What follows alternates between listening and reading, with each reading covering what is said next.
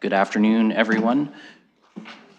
I'm going to call the second meeting of the Planning and Environment Committee to order. I'm going to start by acknowledging that the City of London is situated on the traditional lands of the Anishinaabe, the Haudenosaunee, the Lenape-Pewak, and Attawandaron peoples.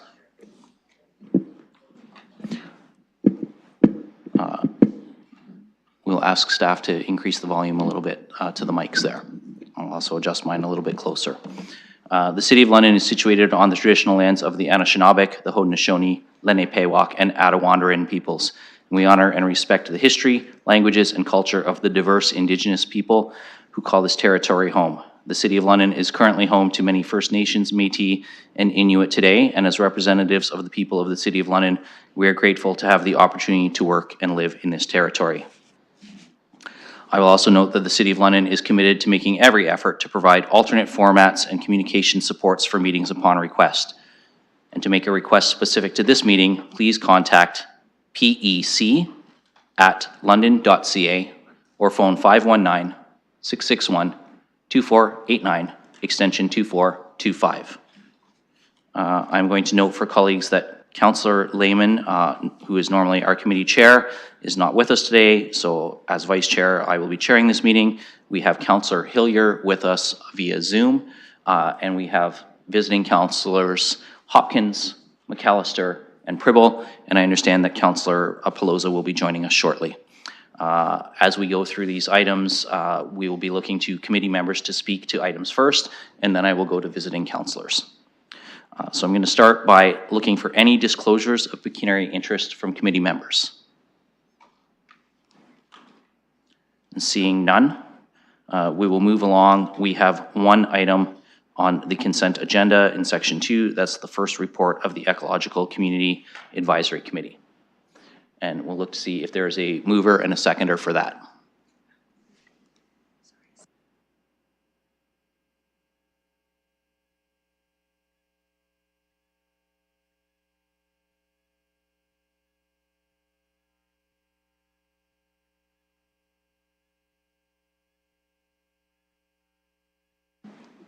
Okay, sorry colleagues, although I have a mover and a seconder from Councillor Frank and Councillor Rahman, just in quick conference with the clerk. The committee chair, Mr. Levin, has asked to speak to his report and is going to be joining us a little bit later. So if I can, instead of having a motion to receive at this point, if I can have a motion to change the order and refer this matter to the end of the items for direction, moved by Councillor Rahman and seconded by Councillor Frank. And we will call the vote on that in just a moment.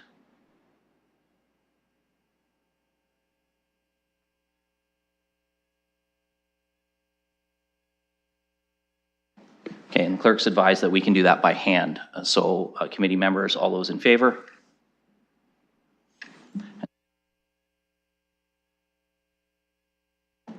Closing the vote, the motion carries 5-0.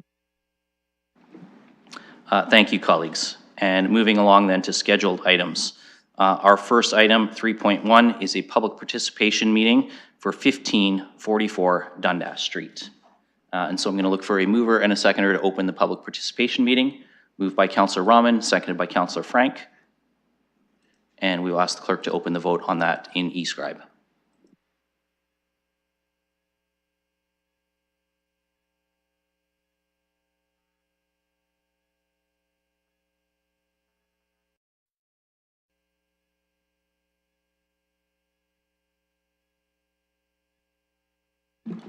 Closing the vote, the motion carries 4-0.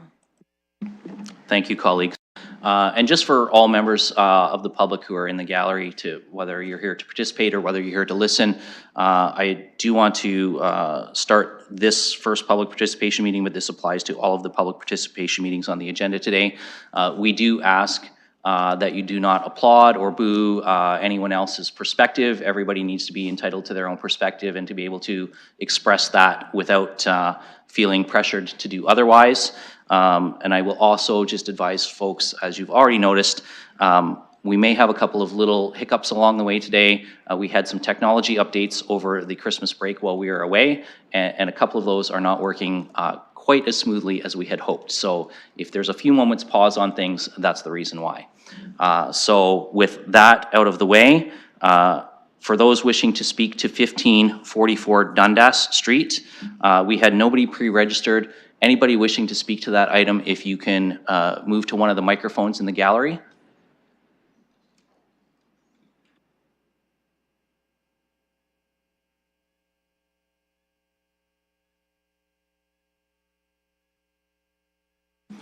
And if we can just get your name and address, should you wish to give it, and then we will start. You have 5 minutes to speak. I will give you a wave with about 30 seconds to go if you're approaching the end of your time, and then I will ask you at 5 minutes to end your comments. So by all means, go ahead. Sure. Thank you. Hello, members of council. My name is Matt Litwinchuk. I'm a land use planner with Salinka Priamo. We're the consultants for the applicant and the zoning bylaw amendment to permit a pizza restaurant takeout on the subject lands. We do note that the purpose of this public meeting is to hear from members of the public with respect to the proposed application.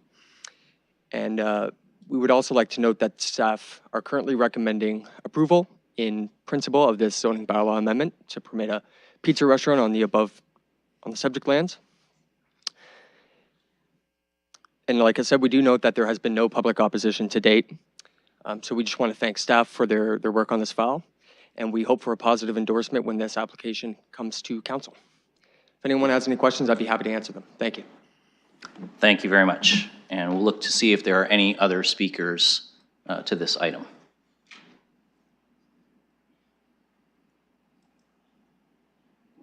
And I'll just ask one more time, and I'll check with the clerk if anyone is on Zoom.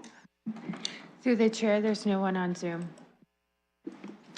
Thank you, clerk. So seeing as we have no other speakers to this item, I will look for a motion to close the public participation meeting, moved by Councillor Frank and seconded by Councillor Rahman. And we will ask the clerk to open the vote on that in e-scribe.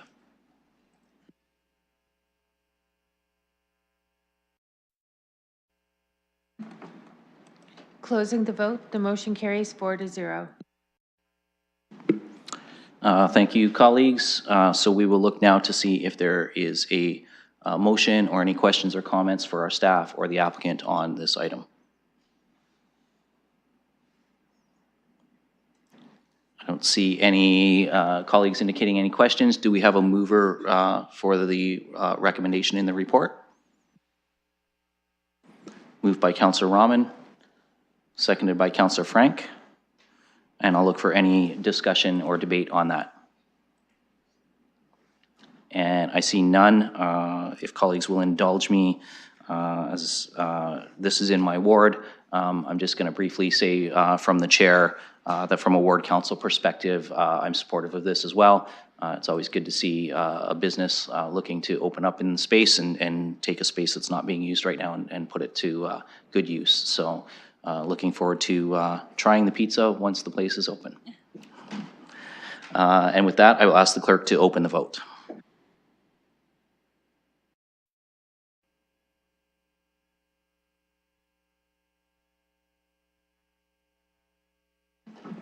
Closing the vote, the motion carries 4-0. Thank you, colleagues. Moving along, the next item on our agenda, 3.2, is 2598 to 2624 Woodhall Road. We do have a couple of participants registered on Zoom for that item, so we will look to their comments as well. But first, we have to open up the public participation meeting. Moved by Councillor Frank, seconded by Councillor Rahman, and we will open the vote on that.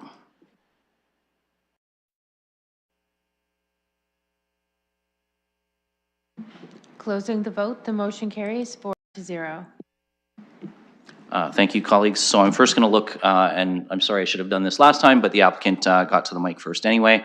First, I'm going to look to see if the applicant wishes to make any comments on this.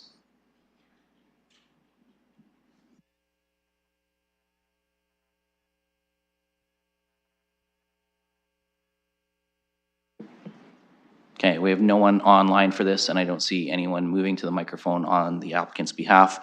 So we'll look to two members that we have registered for public participation first. We have Mr. Rail on Zoom. Mr. Rail, are you there?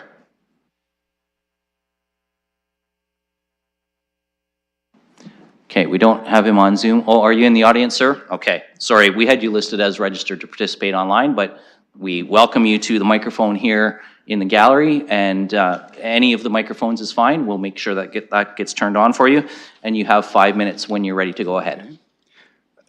Thank you, members of council. I have little more to say than what the others who are against this amendment are going to be saying, I'm sure.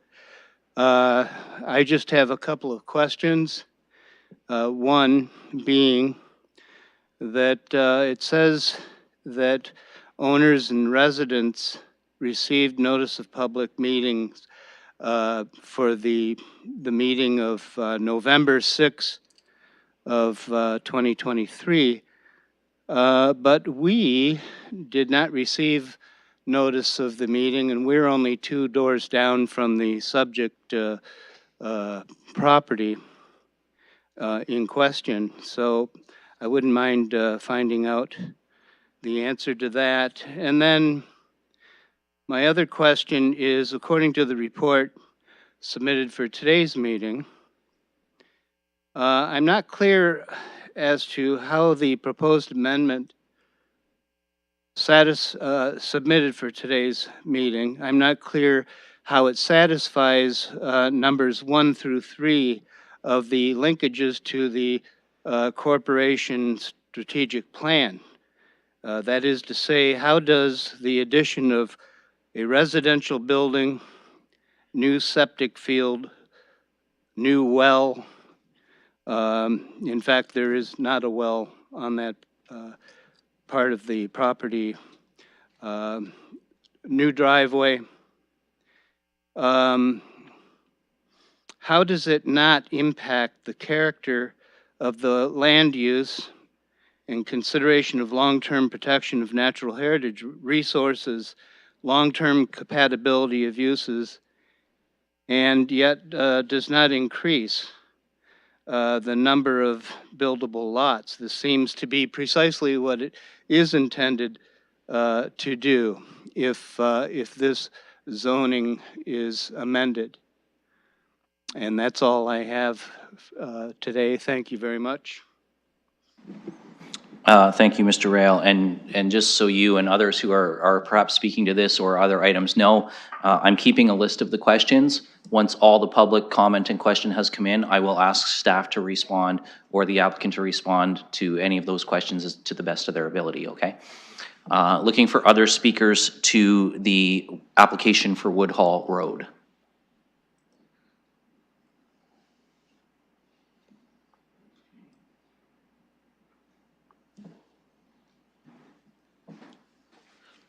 Welcome to council chambers. As I indicated before, you'll have 5 minutes, so I'll ask you to start with your name and then begin your presentation. I will give you a wave at about 30 seconds left if you're approaching the end of your 5 minutes, and then I will ask you to stop at the 5-minute mark. Otherwise, I'll turn it over to you and let you share your comments or questions with us. Thank you for the opportunity to comment on this proposal. My name is Daria Kaczynski, and I'm the Executive Director of Thames Talbot Land Trust. We are a registered charity dedicated to protecting natural and agricultural lands. We currently protect over 890 hectares of land across 25 nature reserves in London, Middlesex, Elgin, Oxford, and Perth. We protect lands through a variety of mechanisms, including ownership of lands, and one of our nature reserves is on Woodhall Road, just downstream of this project. Protecting natural areas and the Ozens Nature Sanctuary is very important to our mission, but we believe also important for the community. In the agenda package, you will find our comments letter and some slides for reference with my presentation. I'd like to draw your attention to the first map of the Woodhall Road area on page 78. I understand that all the reports focus only on the subject lands, but I wanted the committee to have a sense of what is surrounding the subject lands. You can see in the aerial image the Dingman Creek and the extensive forested lands of the corridor. There are more than 20 hectares of forest just behind the subject lands, and more as you follow the Dingman Creek corridor. The subject lands contain part of that forested ecosystem, and anything that happens on the subject lands may affect the rest of the complex. The Dingman Creek in this location is an environmentally significant area designated by the City of London, a significant woodland in the official plan, a tree protection area in the tree protection bylaw, contains a provincially significant wetland and significant valley land for the steep ravine slopes to the creek. The area is also home to many species at risk, only some of which were identified in the environmental impact study. I wanted you to have this larger view to better understand the context for where this project is taking place. The subject lands are part of an extensive natural area that supports incredible numbers of wildlife and provides ecosystem services to our community. In our submitted letter, we outlined our concerns with the proposed project, centering really only on the environmental implications of the project. I don't have time today to go over all of that, and you can check that in the agenda. As I mentioned, the Dingman Creek corridor is a sensitive natural area, providing home to rare species. It also has steep slopes at the ravine edge. Development near natural areas will always have an impact, but the goal is to reduce that impact with appropriate buffers between the development and the natural area. The City of London's environmental management guidelines include a minimum buffer of 30 meters for projects near significant woodlands and valley lands, but this project essentially has a zero buffer. The justification is that other houses on the road don't have a 30-meter buffer, so this one doesn't need it either. This statement essentially concludes that we should keep repeating mistakes from the past, even when we now know better. 50 years ago, we didn't use seatbelts. Is that a good reason not to use them now? We know better, so we do better. We are asking the committee to stand by the rules that protect nature in London and require the 30-meter buffer. We are also concerned that the slope stability may be affected by the project, especially as we experience more extreme weather events with climate change. Many of the statements in the slope stability study refer to all the conditions that must be in place for the slope to remain stable, like no clearing of vegetation, no trails, and no water flowing down the slope. But not enough details have been provided on how this will be ensured. If these conditions are not met, will the slope fail? The study also did not include information on how climate change might affect the slope stability in the future. Erosion could have serious consequences for the natural area, and of course, a house that's built near the edge of the slope. In addition, the environmental impact study did not include information about the tree protection area and the buffers required as part of London's tree protection bylaw. There are also trees along the south boundary. The environmental impact study indicates that trees should not be required to be removed, which is good since they are on the neighbor's property, not on the subject lands. But it does not address that these trees are likely to be damaged. The trees along the south boundary should have at least a 6-meter tree protection zone to ensure the critical root zones of these trees are not damaged. If you look at the map that I created in the agenda, with the buffers included, it's very clear that this site is too small to accommodate the proposed development. The City of London's strategic plan and the Climate Emergency Action Plan all state that natural features should be protected and enhanced. We are asking that you review the documents and provide comments carefully and assess if you have been provided enough evidence to make this decision. We are not satisfied that enough information has been provided to establish that the natural area and the ravine slope will not be affected by this project. We hear a lot about the housing crisis, but this one house outside the urban growth boundary will not solve that issue.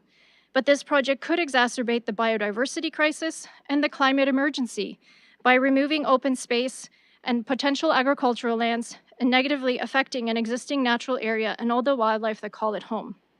The Dingman Creek environmentally significant area is just that, environmentally significant. Please ensure it remains so by applying the required buffers to protect it. Thank you very much. Thank you, and you hit your time exactly. So thank you for keeping it to 5 minutes. We'll move to the next microphone and the next speaker. If you can give us your name, sir, your address if you wish, and then you can start your presentation.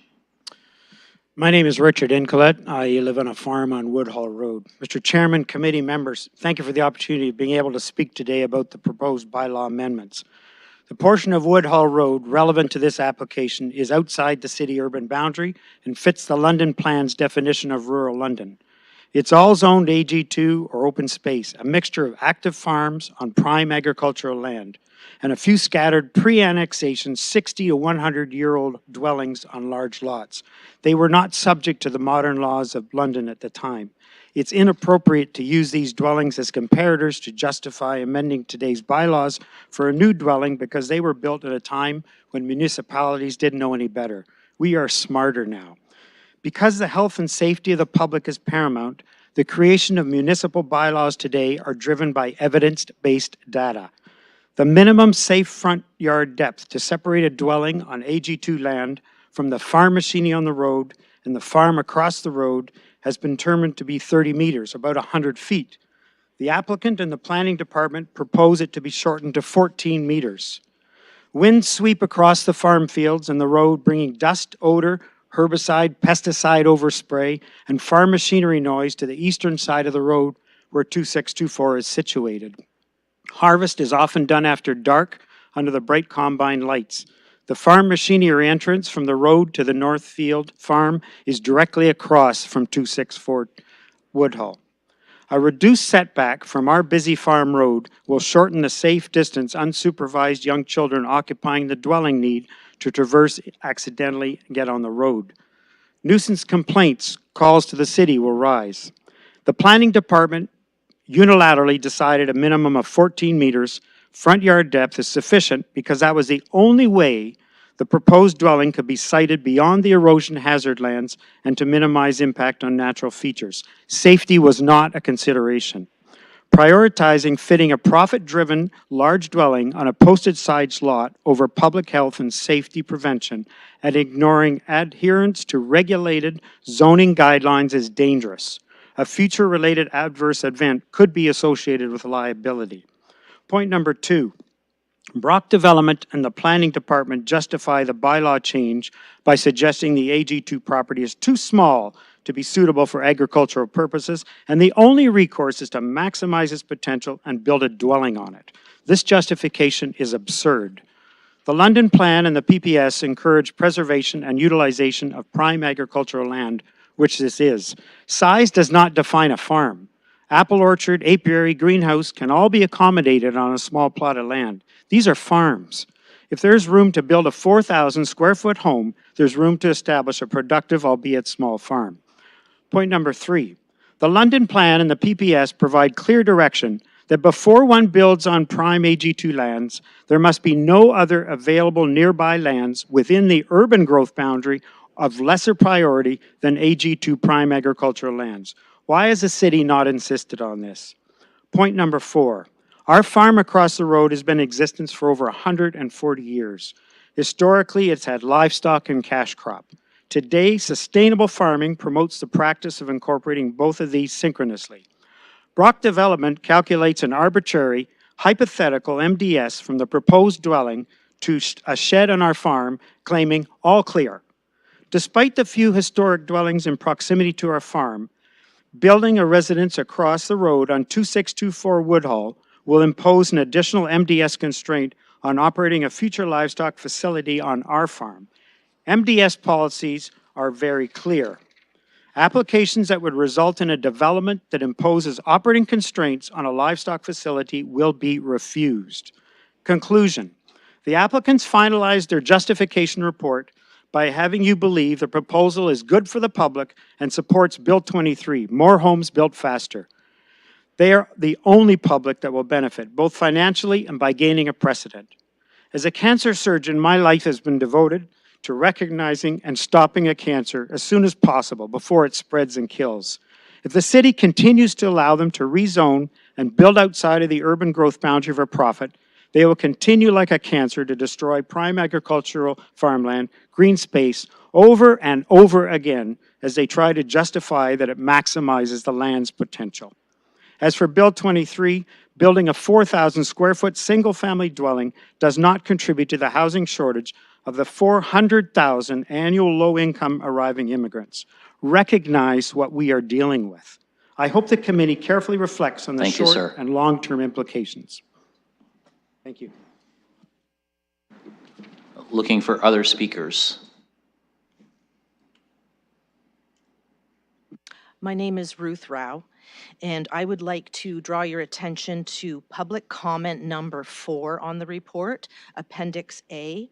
There is a great deal of detail given in the danger of the placement of the driveway. I won't go into those details. It is very, very laid out for you.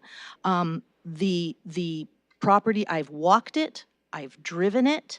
There is nowhere on that property that touches Woodhall Road that would be at all safe for someone to drive out of that property. There's just a great deal of danger, and now that the city is aware of the danger that is there, if you look at that part of the report, now that you've been made aware of this significant safety concern in writing, my question is, could the city be held liable in the event of a fatality? The speed limit is shown as 60 kilometers per hour, but I absolutely guarantee you, you can come to my house and we can sit at my front window. I invite any of you to come on over and take a look for just 15 minutes of what goes by outside my front door. And I absolutely assure you, the driveway on this property, no matter where it is placed, it's just very unusual. It's probably hard for a city dweller to imagine. There is a curve, there is an embankment, and as you come out, if there is traffic heading north, you may not see it.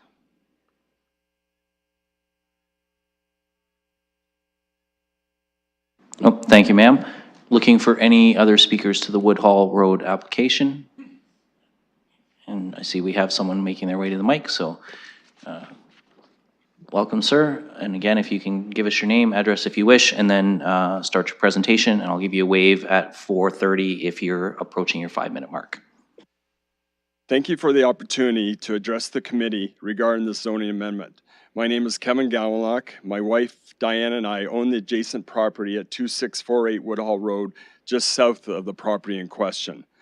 Both the city and the applicant, Brock Development, proposed that the properties at 2598, 2624, and our property at 2648 Woodhall Road are not considered viable for agriculture purposes. I would suggest that they are viable. I grew up on a 100-acre farm south of Lambeth and farmed my entire life. One of the main reasons we purchased the property at Woodhall is due to the barn on the south side of the property. In the past, the barn was home to horses, which grazed in a fenced area adjacent to the barn. On the north side of our property, there are 3 apple trees providing an ample crop every year. We have bought the property excited about the opportunity to owning a hobby farm, raising livestock and picking apples. Our property has lots of options for farming as well as the property in question. The City of London staff planning report states, and I quote, "Nor the abutting property at 2648 Woodhall Road have or are proposing uses other than a single detached dwellings," unquote. We have lived at Woodhall for over 2 years, and at no time has anyone from the City of London approached us or contacted us regarding our planned use of our property. Our property is a farm, and we look forward to returning it back to its roots. If we were to raise pigs in our barn using the MDS1 software, the proposed dwelling fails the MDS1 distance guidelines. The applicant states, and I quote, "The proposed dwelling will not impact existing surrounding uses," unquote. This is simply not true. The approval of this dwelling will impact the use of our hobby farm. We would also like to address the applicant's request for a 3-meter side yard setback. One common trait of people living in the country is they enjoy their space. Everyone provides their own buffer along their property by way of a large side yard setback, including lawn, bushes, and trees. If you drive anywhere in the neighborhood, you won't find one property that has anywhere near 3-meter side yard setback or a house that takes up 85% of its frontage. Everyone provides their own buffer on their own property and do not count on their neighbor to provide a buffer. Residents in the country spend many hours cutting lawn surrounding their property. This is the country way. The applicant proposes, and I quote, The existing established tree line on the south property line also provides an added buffer from the existing dwelling to the south, unquote. Yes, we have a beautiful row of mature pine trees along our property line. They have a significant root system that not only goes deep, but extends 2 to 3 times their drip line horizontally just below the surface. Their roots are very sensitive to any type of excavation or compression from heavy equipment traveling along the surface. The requested 3-meter side yard setback will likely result in significant damage to our trees and elimination of this buffer if the trees die due to root damage. With reference to the City of London's tree protection guidelines, the protected zone would be 12.5 meters. Even though we are in the country, we are still in the City of London and part of the Forest City. Please do not allow any damage to our trees by approving a 3-meter side yard setback adjacent to our property.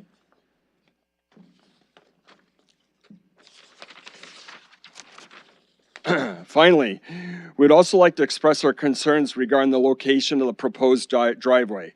Woodhall Road has become an alternative route for West Elborn for vehicles traveling north and south, far exceeding the posted speed limit of 60 kilometers an hour. We have included in our public engagement submission details of why we feel this driveway location is dangerous with reference to the Ministry of Transportation stopping guidelines. After sending an email of concern to the city's traffic and transportation engineer last week, I received the following response last night. It quotes, "Staff have reviewed as well as completed a site visit last Friday. Based on the information available, the stopping site distance appears to be adequate for design speed at 60 kilometers an hour," unquote. Unfortunately, no measurements or calculations of line of sight were provided to support this opinion. Since when do we design roads and driveway locations based on bare minimums? I request that a sightline review be a requirement as a condition of this rezoning to determine the optimal location of this driveway. Every day we witness vehicles traveling 80 to 90 kilometers an hour over this hill where the proposed driveway is to be located. At some point, someone will exit or enter this driveway at the wrong time and the results will be deadly. In conclusion, I've been thinking about this entire process over the last 2 years. First, the applicant had applied for a minor variance, was going to build a large home and become a hobby farmer.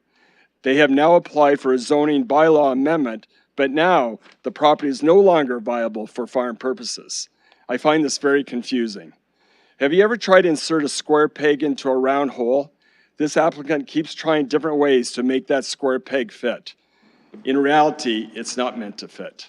Thank you. Thank you. And I will apologize on that one. I did let you run about 10 seconds over because I was noting one of your comments as instead of watching the timer, and so you got a little bit extra in there. We'll look to see if we have other members of the public, and we've got up in the corner there. Go ahead, ma'am. My name is Nancy and Colette. I live with my husband on the farm across from these subject lands. I respectfully share my comments with London citizens, the Standing Committee, City Councillors, and the Honourable Mayor. So here we are again, seeing toxic history repeat itself. The toxic history of our protected lands manipulation and abuse. Here we are again with one developer, builder, owner, repeated attempts to build and perpetuate this self-serving history at the expense of depleting our citizens' valuable, limited resources. These taxpayer resources are needed to focus on our citizens' crises at hand. We know what they are, and we are in trouble. We need to pause and reflect and learn from this history, not to ignore it. Please refer to my PEC submission for historical references. Please refer to the well-researched and thought-provoking submissions by the concerned residents and stewards of our land. Please refer to the process we have endured so far to prevent this toxic history from repeating itself. So here we are again trying to defend our protected land from disappearing forever. Once it is gone, it can't come back, much like the time and resources that we have spent thus far. What words can I speak that have not already been spoken or written to prevent opening the door, allowing more toxic history to happen? This is not the legacy that our current and future generations of children, grandchildren, and great-grandchildren should have to inherit. This standing committee and our councillors have a teachable and very powerful leadable moment to right a historical precedent-setting wrong and utilize the OLT's decision of provisional consent with many conditions, including giving the power back to our city's elected officials to determine whether a zoning change is needed and to benefit our citizens and environment? Or is it benefiting only one developer, builder, owner? Self-serving bottom line at the citizens' expense and legacy. The right thing to do seems so simple. In early childhood, we learn, as Kevin mentioned, that a square peg does not fit into a round hole. To hammer it in only creates damage. Anomalously, our protected lands have wisely been zoned for the precise reason of protecting them against damage, regardless of their private ownerships. These wisely zoned protected lands protect our citizens' health and safety. These subject lands, inclusive of this tiny lot of record, the square peg, should not be damaged to fit into the round hole of a developer builder owner's plan for profit from a squeezed-in, out-of-character setting estate dwelling at our citizens' expense. Perhaps the developer builder owner might recognize the true cost involved and consider the resale or donation of this tiny lot of record to the Thames Talbot Land Trust for this protected land's protection and enjoyment for all citizens. I ask this committee and councillors in your capacity as elected public representatives to pause, reflect, listen, and continue to learn from our history, to be guided by the true intents of the Provincial Plan 2020 and London Plan, intended for all current and future citizens. To use your power to intervene and stop this unnecessary, unneeded, precedent-setting, self-serving development at our citizens' expense. I ask this committee to lead us with wisdom, clarity, and humanity, to prioritize what is in the best interest of all citizens, and to promote our caring and healing living legacy, to decline this application for a zoning bylaw amendment. Thank you. Thank you. Looking for other speakers to Woodhall Road.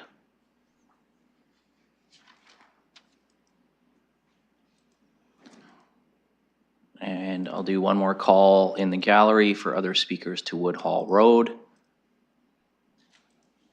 Seeing none, I do know that the representative for the applicant, Ms. Dornbush, I believe, has joined us on Zoom. Ms. Dornbush, did you want to provide us with your comments? We seem to still have you on mute, whether that's on your end or ours. Okay, try it now. Thank you, Mr. Chair, members of committee. My name is Michelle Dornbush. I'm with Brock Development Group. Thank you for this opportunity to speak to this application before you this afternoon. I have had an opportunity to review the staff report. We have worked very closely with staff on this application, as you've heard from some of the residents for the past couple of years. We did start with a consent application and we had a minor variance as well proposed.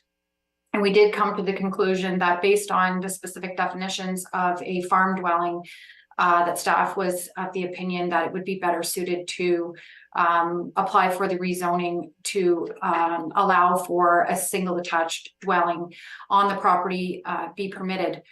While we do recognize that we are no longer proposing quote unquote a farm dwelling, the intent with this property is still to maintain it as a hobby farm. It was staff's opinion that by definition, what we were proposing in terms of woodland protection, even maple syrup, things like that, the proposed, the owner of this property does live within this area. They are familiar and they are practicing those existing hobby farm measures on their property. So there is no change in terms of what we originally proposed as a hobby farm. But like I said, staff were of the opinion that this property itself is too small to be classified as a farm property. And they suggested that a single attached dwelling would be better suited as the definition proposed for the dwelling on the lands. There are a number of concerns I have heard from the neighbors with regards to sight lines. We did refer to a traffic consultant as part of the consent application when the consent decision went forward. They did confirm for us that there are no sightline issues, and in particular, the existing location of the property is the more ideally suited location for the driveway, given the fact that it is at the top of the hill at the south end of the property. And I think it's important to note here as well, although there are concerns, the reality with this property is it is an existing lot of record. And based on that, it is permitted to have one legal access to the roadway. So regardless of this being a farm use or a residential dwelling, the fact of the matter is there will be, and there is a driveway permitted for this property. In terms of the concerns of this being precedent setting, I would have to disagree with the residents' comments in terms of this will establish circumstances that would allow on other properties. This property is an anomaly in the rural area of the City of London. It's an existing lot of record. It is fairly small, though it was intended to be developed at some point in time, I believe, when it was part of the former municipality. What we're trying to do is we do have approval for a consent application on the lands that are allowing us to increase the size of the property, and it does allow us to make better use of the lands. Right now, it's currently simply just a lawn, manicured lawn, and has not been used for anything further. With regards to the environmental concerns, this is not proposed to be a public area. We've gone through all of the extensive slope stability. There were comments provided by the UTRCA as well as staff, and we've addressed all of those concerns in the same circumstance as the existing houses in the area. This one wouldn't pose anything different. We're not proposing any dumping. We still have the same implementation of the environmental regulations in terms of the slope stability over the long term, and we do feel that we can maintain that with an existing single detached dwelling. And while I know that this is only one house in terms of a much broader requirement and direction for the province, the reality is this is an existing lot of record. We might as well make use of it. We can make use of the supply. The provincial policies are changing and have pointed in the direction of let's make use of all the land that we possibly can while it's only one house. The impacts on the surrounding area, as you can see from the studies, 30 seconds. Are limited. Sorry.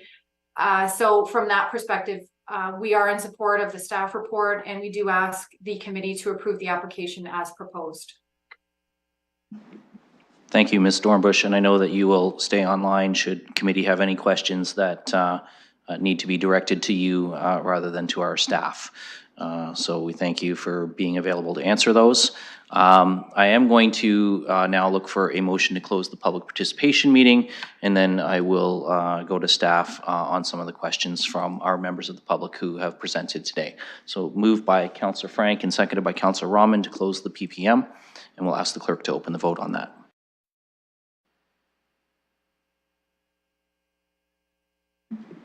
Closing the vote, motion carries 4-0. Thank you, colleagues. Okay, through our staff, these may not all be in exact order, but I will run down the list of questions that I've noted. Some of them were noted a couple of times by a couple of different presenters, so I'll be asking the staff just once on those issues. One that came up multiple times was the driveway placement sightlines. Through to our staff, Ms. O'Hagan or a member of your team, can we get comment on the evaluation of the driveway, the sightlines, and its placement?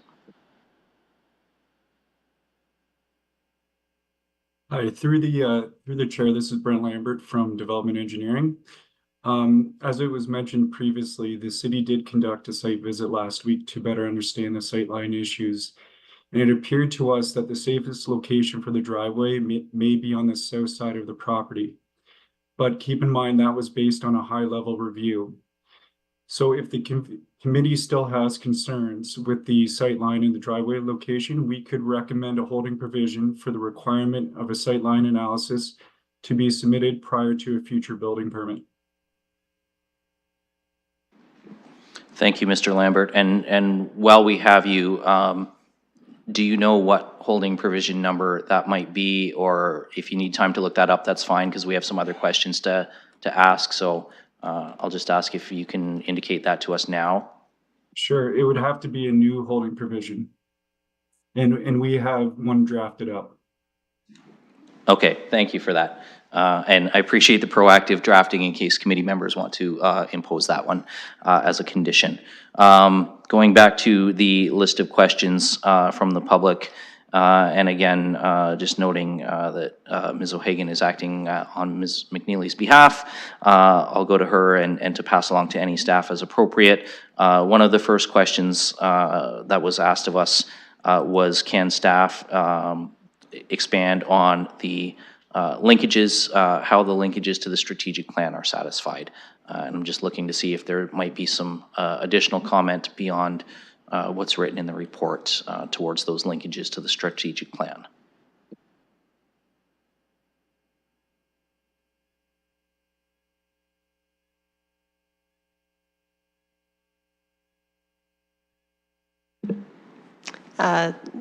To you, Mr. Chair, Mr. Acting Chair. So the linkages to the corporate strategic plan that we have here are related to climate action and sustainable growth, including ensuring waterways, wetlands, watersheds, natural areas are protected, as well as creating a more resilient, better prepared for the changing climate, and addressing housing and homelessness. So we do reference the corporate strategic plan, and there are a limited number of strategies and actions through that we try best to align our applications to. In this case, there have been environmental studies, significant environmental studies that have gone into this, and we're confident with the outcomes of those that they will protect the natural heritage features. And while it is only one residential dwelling that's proposed, it does help in kind of achieving our goals for creating more housing units in the city. Thank you for that. There are two questions that sort of relate back to some of the comments that you just shared more specifically. And so, again, I'll ask for your comments on these two. And I'll start with the comment we heard fairly early on with regard to the recommendation is essentially providing a zero buffer, not a 30-meter buffer, and that there's insufficient consideration for tree protection and the drip lines and root protection of the trees on the property. And so I wonder if we could start maybe with the zero buffer and the slope stability, and then perhaps we'll come back to the tree protection and the drip line and the root protection of those. Through the chair, so that's correct. And buffers are really intended to absorb impacts from development. That is their key function. And the environmental management guidelines speak to 30 meters, and that does provide the lowest probability of negative impacts. So that is what we look to achieve. This is a really difficult one because we have the OLT decision which established the principle of development. And that really, we really struggled through this one in the sense of, and then through the submission, what we saw was the 0-meter buffer. And that basically is, the intent is there would be no buffer to mitigate the impact. So what we've recommended is that there actually be a buffer established, that it be brought out to the erosion hazard limit, so that there is at least some element that can mitigate those impacts to the adjacent features. Thank you for that. And I'm going to ask for just a point of clarification, and I'm just, from my own notes on reviewing this report and to follow up on that question, give or take a little bit, is it approximately about a 10-meter buffer that is essentially recommended, which takes it to the erosion line? That's right. It's about approximately 5 to 10 meters in that. It varies. Yeah, I did note that it kind of the buffer in the mapping was weaving so that it might not be the exact same at all points. So thank you for that. There were multiple questions about the tree protection and trees that are on neighboring properties, but drip lines and roots that may extend into this property. And I'm just wondering if we can get some further staff comment on that. Through the chair, so the tree protection bylaw doesn't apply outside of the urban growth boundary, but trees that their trunks do cross over the property lines are protected under the Provincial Forestry Act. So if there was any concerns there, it would become a civil matter. Okay, thank you for that. Another item that was referenced by one of our members of the public was the 14-meter setback versus the 30-meter setback. That would typically be standard, and I'm just wondering if staff can expand a little bit on the reduced setback. Through the chair, so that setback is for agricultural land uses, farm dwellings, barns, etc. Again, this is a rezoning for a single detached dwelling. Based on that land use, 14 meters is more than sufficient in our opinion. Thank you for that. I am going to ask one more question that was posed by a member of the public, although this may not actually go to our planning and development services staff, which was the concern about public notices not being received. And I'm just going to check with the clerk to see if we have anyone available who can provide us any additional information on that.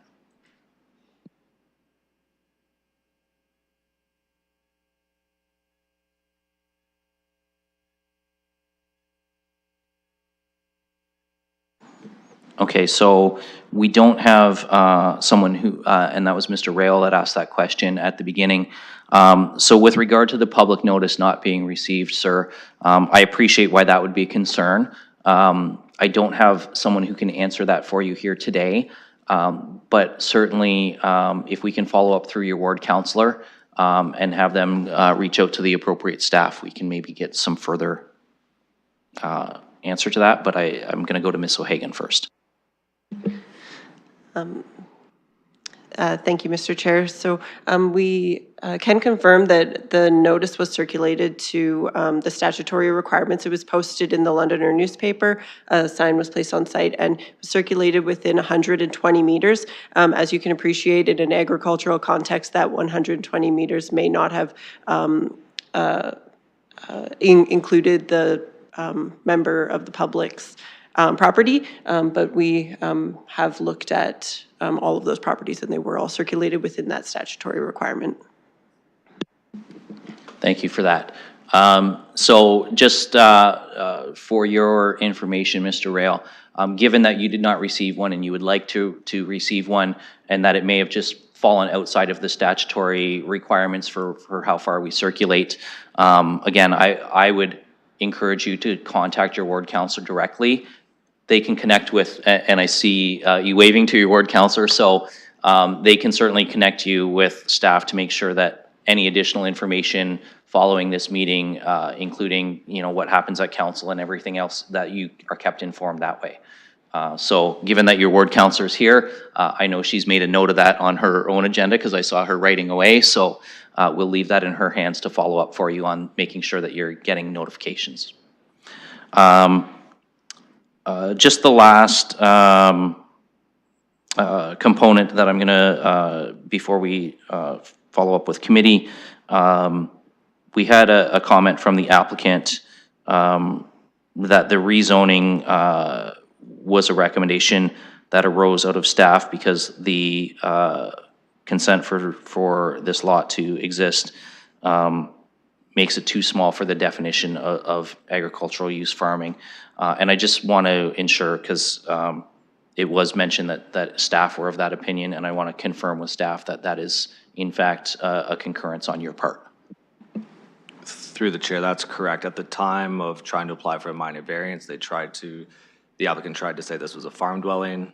Based on a review with our zoning department, they couldn't meet the definition of a farm dwelling based on what they were proposing, and as such, we recommended a rezoning to a single detached dwelling, which is permitted in our farmland place type. And just for clarification, Mr. Corby, the definition of a farm dwelling, was that based on the lot size or the lot coverage of a dwelling in relation to a lot size in an AG zone, or a combination of those factors? Because I know in an AG zone there are different lot coverage requirements than we would have in a residential zone. Through the chair, so those would have resulted in variances. However, it was the definition of farm dwelling, and it speaks to a single detached dwelling located in a farm cluster and is incidental and exclusively used in conjunction with a farm and situated on the same lot there within. So the issue was they couldn't create really a farm cluster as per the definition, what we'd expect to see with a farm dwelling. Great, thank you for the clarification on that. I think that's helpful to understand. So that's the questions that I had noted from members of the public on that. I'm going to go now to committee, look to see if we have a motion or questions for staff before a motion is put forward. I'm in your hands. Councillor Frank. Thank you. Yes, mine are just going to be comments because based on the input from the community and based on our EMG policy, I will not be supporting this application. I'm personally unwilling to ignore the 30-meter setback, given that this is a significant woodland or adjacent to a significant woodland. And simply just to approve one single home is not a compelling enough reason for me. In our EMGs, our required minimum buffer widths, I know we've discussed them, but I did want to highlight one area. With significant woodlands, we require a 30-meter buffer. There is a caveat that does say the city may accept a buffer less than the required minimums for wetlands, less than 0.5 hectares, significant woodlands, less than 2 hectares, and woodlands where is supported through environmental impact study. This is adjacent to a significant woodland that is vastly larger than 2 hectares. So I don't see this meeting that caveat requirement where we can ignore the EMGs. So I will be not supporting this application. As well, I just wanted to highlight for Upper Thames Conservation comments, they're no longer able to comment on natural heritage. So their comments here were entirely specific to erosion and flooding hazards. Therefore, I noticed in some areas, I don't think there should be any assumption that since UTRCA didn't comment on natural heritage, they don't see this as an issue. I'm not saying they do or they don't. I'm not going to speak for them. But I am saying that they're no longer able to. So if you start noticing in the next couple applications, there are less comments regarding that. That is why. That's provincial legislation. And finally, also, just because there was an OLT decision on this for minor variance does not mean that we have to approve the zoning bylaw amendment. So I don't also find that to be personally too compelling for my decision-making process. So appreciate the comments from the community and the work that staff and the developer have done, but I will not be supporting this application. Looking to other members of the committee. And I don't see any hands up for that, but I note, oh, Councillor Rahman, go ahead. Thank you, and through you. First, I want to thank my colleague for going first and having that important but uncomfortable sometimes conversation around why an application like this, although supported by staff, would not be considered by members of the committee. I too do not find that this is a compelling enough application to approve it at this time. Concerns over the buffer is, I think, one of the most important considerations. But in even it being noted, the amount of considerations that are in front of us, I think, tells a story in and of itself. I had my concerns around the OLT decision. And whether or not, if we made a decision here that did not move this application forward, where would the next step be? Would it be back to OLT for discussion? So I guess that's a question for staff is if this isn't supported here or at council, what's the next step for the applicant? Well, let's ask Ms. O'Hagan if she or another member of her team can provide some comment on that. Through the chair. So the rezoning of the property was a condition of the consent. The consent was approved by the Ontario Land Tribunal. So if there is not a decision or there is not an approval of the rezoning, then that condition could not be met. I'll maybe pass it over to Mr. Corby for additional information. Through the chair, the applicant does always have the right, though, to appeal your decision as council and could go back to the OLT. Councillor Rahman? Thank you, and I appreciate that answer. You know, I don't want to put us in a situation either of legal back and forth, but I do think that protecting these ESA and the submission here for one single family home does not support the need to go forward with this application at this time. I do think that the residents in the area have brought forward compelling arguments why it doesn't make sense. And this really is, to me, a one-off, not precedent-setting decision, but at the same time, I do think it's important that we set the tone of how important our agricultural land is. Thank you. Looking for other speakers.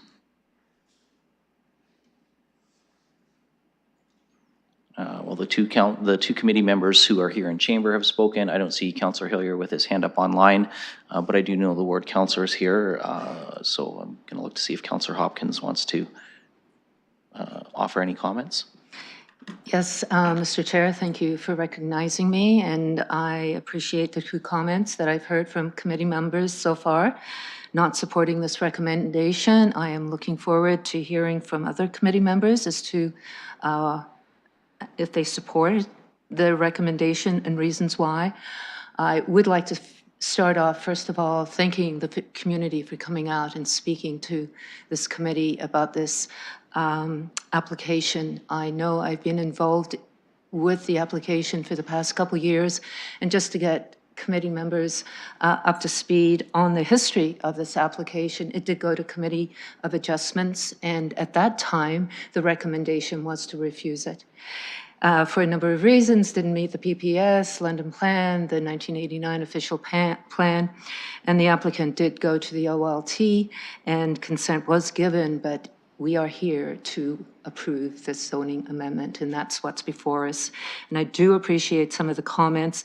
I don't think I could have said it better than residents here that have spoken this afternoon about the concerns and reasons why I hear from them on a regular basis, the challenges living out in a rural area and how we can create those changes for them.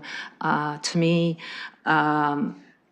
this is not how we plan in our rural communities. Protection of agricultural land is very, very important. I really appreciate the comments from the Thames Talbot Land Trust. Councillor Frank spoke very well to the fact that UTRCA no longer does deal with the natural heritage areas, makes comments, and it is really important that we as a committee understand and hear the significance of these areas and how we protect them. I've got a lot to say. I want to thank staff, though. I have found this recommendation very confusing, and I've had lots and lots of questions, and I really want to thank staff for your promptness and efficiency of getting back. To me, this recommendation was very confusing, and hearing from the public, is there a protection plan, tree protection plan? Well, we've heard that outside the urban growth boundary, maybe not, and it will be a civil case to protect those boundary trees. I think that's very significant in an agricultural area. And we heard about the safety concerns. If this recommendation is supported, I would encourage the committee to add that other holding provision to deal with the sightline analysis for traffic. If this is going to move forward, I would not encourage the committee to do so, just because to me, there's a number of inaccuracies in this recommendation as well. Regardless of where this goes, I do not think that we should build without services. It's that simple for me.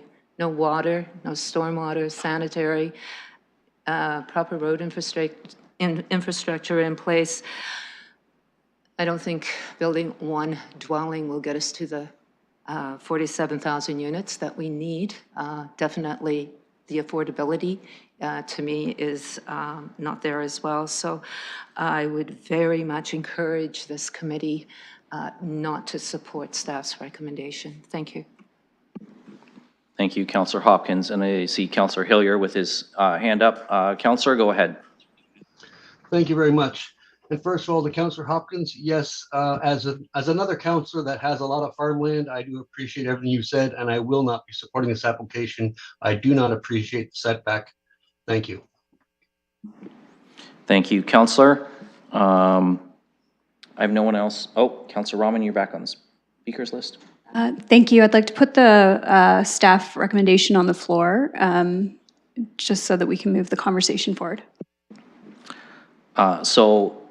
We can do that, Councillor, but I'm going to just advise that given the comments that you're hearing, rather than putting the staff recommendation, if you might be interested in putting an alternate recommendation that the application be refused, because if we defeat the staff recommendation, then we still have to dispense with this, with a refusal. Given that you're hearing a number of colleagues are leaning that way, do you want to move just to an alternate motion? Sure. I'd be happy to move to an alternate motion. I'm just wondering if you would recommend that we, just in case, include the holding provision. Generally, in a refusal, you're refusing the whole thing, so it would just be a motion to refuse the application. It wouldn't, all of the holding provisions go away on a refusal, so the holding provision would not stand anyway because we've refused it all. Thank you for clarifying that. I just wanted to make sure that if it somehow went to council and it went without the holding provision and went forward, I just want to make sure that that was covered as well. Thank you. Okay, so we have a motion on the floor that the application be refused, seconded by Councillor Frank. I'll look to see if there's any other speakers now to the motion to refuse. Okay, I see none, so I'm just going to ask Councillor Frank to take the chair briefly so that I can just offer a couple of comments. Thank you. I have the chair and I recognize you. Thank you, Madam Acting Chair, and through you, I will say this was one where I sat on the fence a little bit because ultimately I think where this ends up is this goes back to the OLT, and the OLT orders something that's a little less muddied waters for council. I think that by saying, yes, we are going to agree to the consent and then send it back to council for a rezoning, really just added a layer that maybe was not necessary. The OLT could have made a decision on this directly, and they chose not to. And while I appreciate them trying to perhaps defer to a municipal decision, I think the result of the ruling they gave us is just sending it back to them. Because I do think the establishment of the property ultimately will mean that it's going to be developed. I have less concern with the setbacks from the environmentally significant area. I think we have roughly provided a 10-meter setback with the erosion line rather than the property line. And again, it's about the mitigation of the impact, and I think that the 10 meters achieves that. I will share that I'm not particularly concerned that Upper Thames no longer comments on natural heritage features, considering the challenges we have getting comments back in a timely manner from Upper Thames in the first place on the actual planning decisions.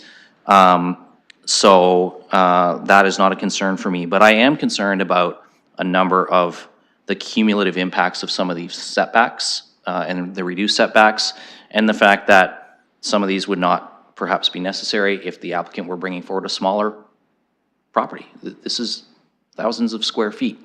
Some of these setbacks would be a little less impactful if they were smaller, or if they were closer to the average. And so I understand where the concern is around the reduced setbacks and what those might mean for the neighbors. So I'm inclined to support the refusal as well, even though I suspect that this ends up going back to the OLT. And I do appreciate all the work that staff have put into trying to recognize that the OLT has issued a decision and trying to find a way to make this work, but I think that this is one that there's just so many considerations that are outside of what would normally be approved, that it's the cumulative impact for me that says this one needs to be looked at again. So I'm inclined to support that refusal, and that's my comments on this. Yes, I have the chair, and now it's back to you. Thank you, Councillor Frank. So I'm looking for any other comments or questions on the motion that's on the floor. And seeing none, I will ask the clerk to open the vote on that.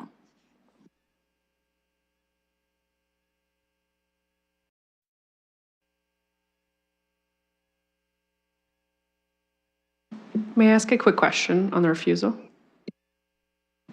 You can, yes. Sorry, the vote's open, but Yes. we haven't closed it yet, so. Perfect. I am wondering, do we need, I preferably, personally, would like to put in and does not meet our EMG, like as a policy reason. This kind of seems preferential, but again, I don't know. Anyway, I'll just say, I know in the past we have to have like a policy reason for refusing or overriding a staff decision, and I'm wondering for this one, if we should include that it does not meet our EMG guidelines as the policy reason. Well, give me just a moment to check with the clerk and see if we can cancel this vote and add that as an additional reason before we vote. Okay, the clerk is indicating yes, she can accommodate that. Just bear with us for a moment while we add that reason.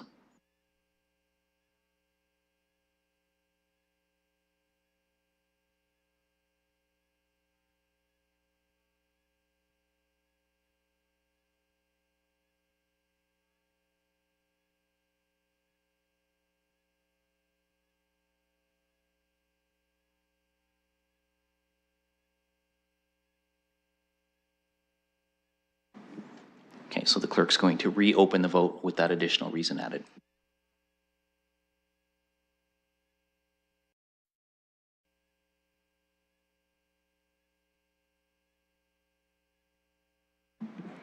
Closing the vote, the motion carries 4-0. Thank you, colleagues, and thank you to the members of the public who came today to share your thoughts and your questions and concerns with us. Moving along, colleagues, to the next item on our agenda.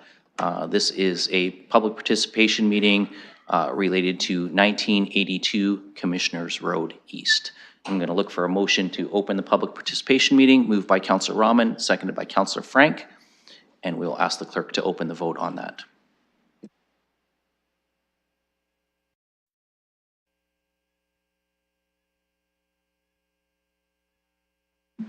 Closing the vote, the motion carries 4-0. Thank you, colleagues.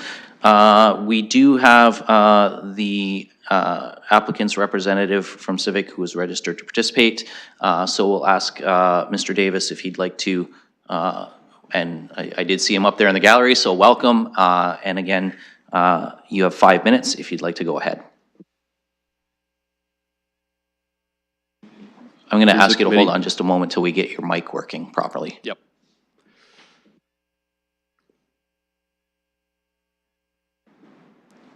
Okay, try now. Is that working now? Awesome. Okay, Chair Lewis, members of the committee, appreciate your time this afternoon. Mike Davis here with Civic Planning and Design on behalf of our client Royal Premier Developments, who are the owner and developer of this project at 1982 Commissioners Road East. Albeit a small project, very excited to be kind of reaching this milestone. There's quite a bit of work and investment that comes behind achieving approval of these zoning bylaw amendments. And appreciate the work of Ms. Hines specifically in helping us get here. I don't really have any comments to add other than we're in support of the staff recommendation. Of course, I'm available if there's any questions from committee that are most appropriately addressed by myself. So thanks so much. Thank you, Mr. Davis. Looking for any other members of the public who wish to speak to 1982 Commissioners Road. And I'll just check with the clerk to see if there's anyone online for this. Through the chair, there's no one online.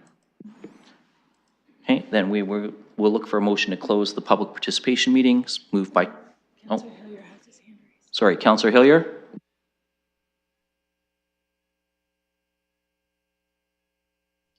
Sorry, putting it up to ask questions after you close the PPM. Okay, you just got a little bit ahead of me there, but I will put you first on the speakers list. Moved by Councillor Rahman and seconded by Councillor Frank to close the public participation meeting, and we will ask the clerk to open the vote on that.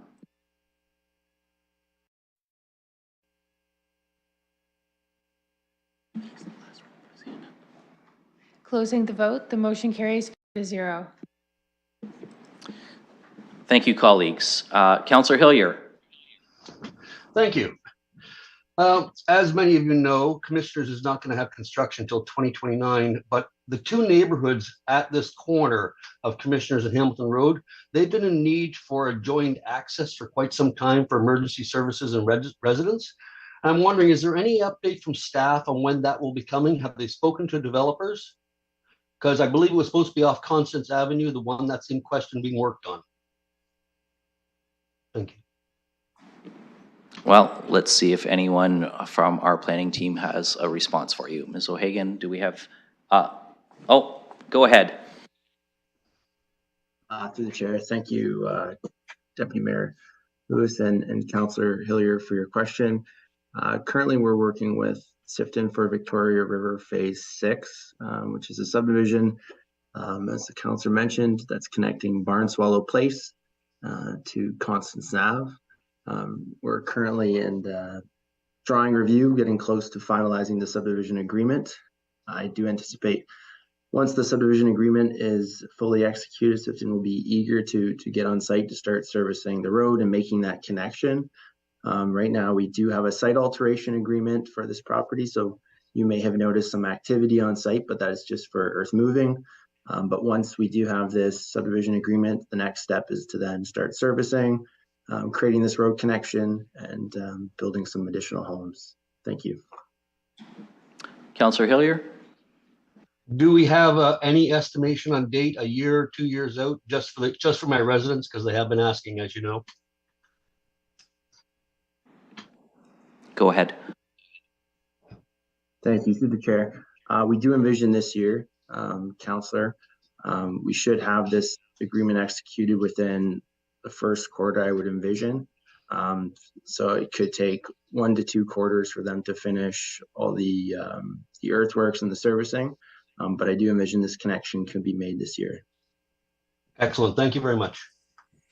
Councillor Hillier, any other questions from you? That's what I needed. Thank you. Okay. Looking to colleagues for any other questions, comments, or a motion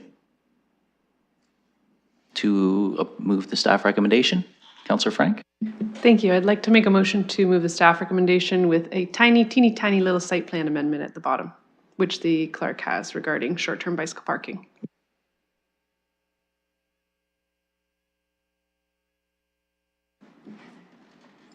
Are we accepting yelling from the gallery during our committee meeting? No, I was just going to say, if we can, I appreciate you can't hear. We'll do our best to address the volume again.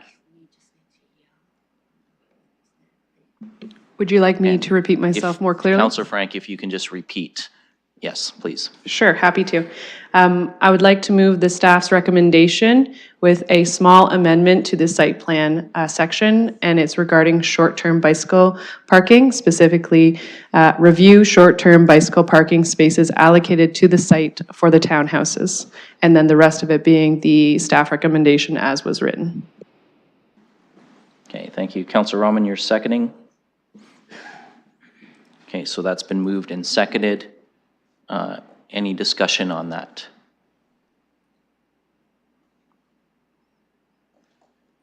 And bear with me for just a second. I just need to confer with the clerk quickly on one item on this.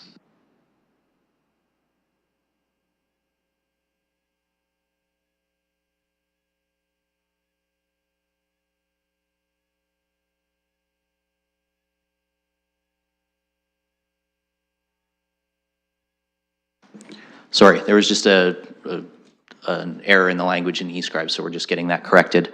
And I will say, apologies if folks can't hear. The microphones were replaced over the holidays. It does matter how we as councillors adjust our microphones to be heard. So, and I do appreciate that it's frustrating when you're in the gallery and you can't hear clearly.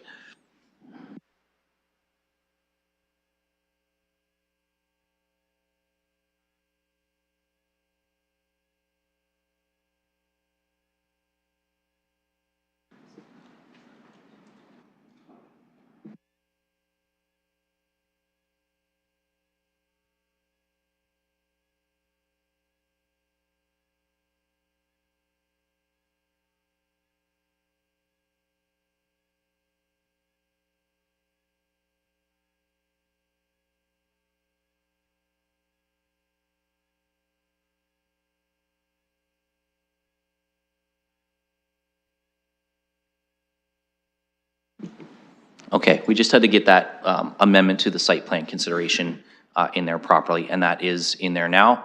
And if colleagues want to check your e-scribe and refresh if you have not, because there wasn't language correction made there.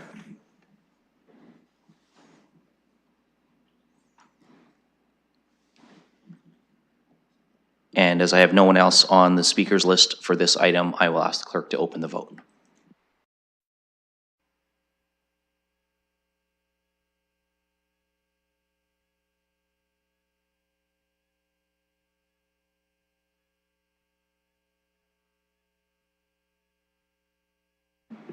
Closing the vote, the motion carries 4-0. Thank you, colleagues. And moving along, the next item on the agenda is a public participation meeting regarding 150 King Edward Ave. And I'm going to look to colleagues to open the public participation meeting, moved by Councillor Frank, seconded by Councillor Rahman. And we'll ask the clerk to open the vote on that.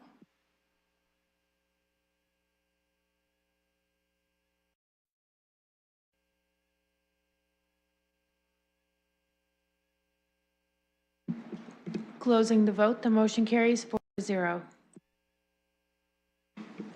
And I'm going to look first to see if the applicant, if the representative of the applicant is here. And I see that she is. So if you can just give us your name and then go ahead with your comments to us. Oh, we can't hear you now, so we'll just ask staff to make sure that that microphone is live for you. Okay, try now. Good afternoon, Mr. Chair. Good afternoon, PEC members. My name is Simona Rasanu. I'm the agent. I'm a planner with Strict Bald No Limones and the agent for this application. I also have members from the owner applicant team here available to answer any questions. The only thing, first of all, I would like to say that I have reviewed the staff report and I have no objections. I would like to thank staff for their support of this application. The only thing we're looking to add is place of worship as an additional permitted use to the existing site-specific zoning. The existing property has been underutilized and vacant for a number of years, and the proposal before you today would revitalize and be an example of adaptive reuse of the existing building to facilitate a place of worship. It would be beneficial to the community, have no impacts on adjacent properties, and would be an active adaptive reuse of the property that would be, again, beneficial to the community and have no adjacent impacts and be compatible with existing development. So I hope you can support it as well. I'm happy to answer any questions you may have. Thank you. Thank you. And I will look now to see if there are any members of the public who wish to speak to this.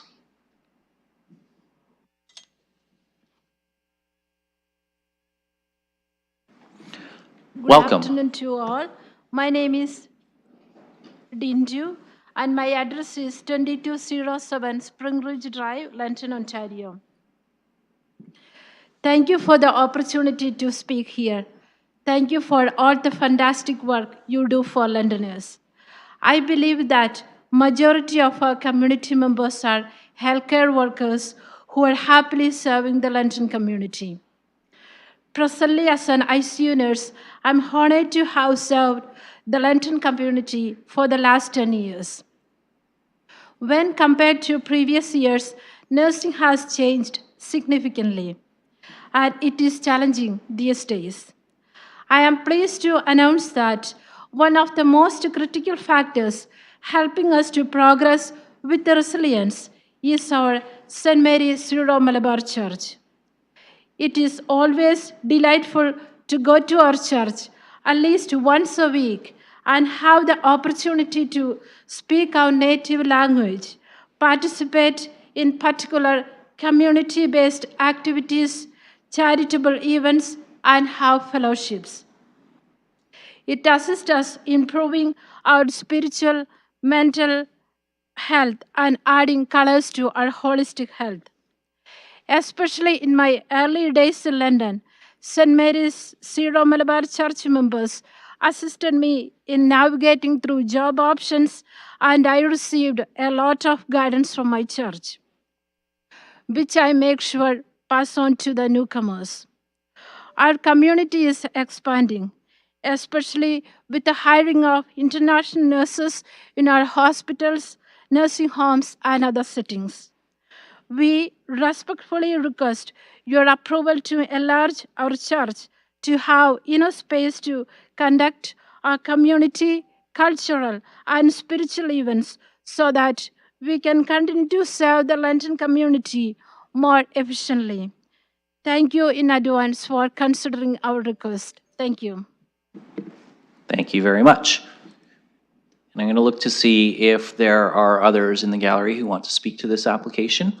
And I will say, and this has been said at prior meetings before, certainly if you don't feel comfortable giving a long comment, you're welcome to just say you support what has been said before. Obviously, if there's reasons that you don't support it, you're welcome to say that as well.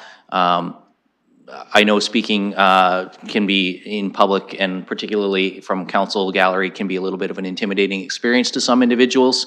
So don't feel that if somebody has already said what you wanted to say that you have to take a full 5 minutes to say that. You can let us know that you just support what's already been said. And I will go now to you, ma'am, for your name, address if you wish, and then you have 5 minutes. Good afternoon, members of the Planning and Environment Committee. My name is Sonu Thomas, and I stand before you today as both a grateful community member and a former international student. I'm here to speak in support of the proposed zoning bylaw amendment for 150 King Edward Avenue, a place that holds great significance for me and many others in our community. When I first arrived in this country as an international student, navigating the unfamiliar terrain of a new culture and society was a daunting task.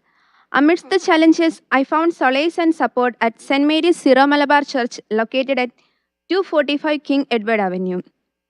The church became more than just a place of worship. It became a sanctuary where I felt a sense of belonging, where the community embraced me, and where I found the support I needed during the initial period of my adjustment. Now, as a permanent resident and a proud member of our community, I have come to appreciate the value of the St. Mary's Syro-Malabar Church even more. It is not just a place of worship, it is a hub of support, cultural exchange, and community building. The proposed zoning by law amendment to include a place of worship used at this location is a crucial step in ensuring that the heart of our community continues to beat strongly. The larger space that the amendment envisions is not just about expanding the physical boundaries, it is about expanding our capacity to support more international students who, like me, find themselves in need of a welcoming community. It is about creating a space where cultural diversity is celebrated and where newcomers can connect with others who share the similar experiences. The international student community often faces challenges, from homesickness to the intricacies of adapting to a new academic and social environment.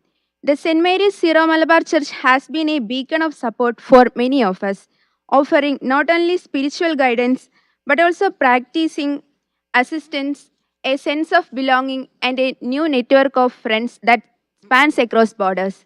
By approving this zoning by law amendment, you are not just granting permission for a physical expansion, you are enabling the expansion of support networks and cultural connections. The larger space will allow more international students to seek the assistance they need, fostering a stronger sense of community among those who are far from home. In conclusion, I urge the Planning and Environment Committee to consider the profound impact of this amendment can have on the lives of international students and our community as a whole. The St. Mary's Syro-Malabar Church has been a lifeline for many, and this proposed expansion is an investment in the well-being and integration of those who seek refuge and support in a foreign land. Thank you for your time and consideration. Thank you very much. We'll look to see if there's other speakers to this.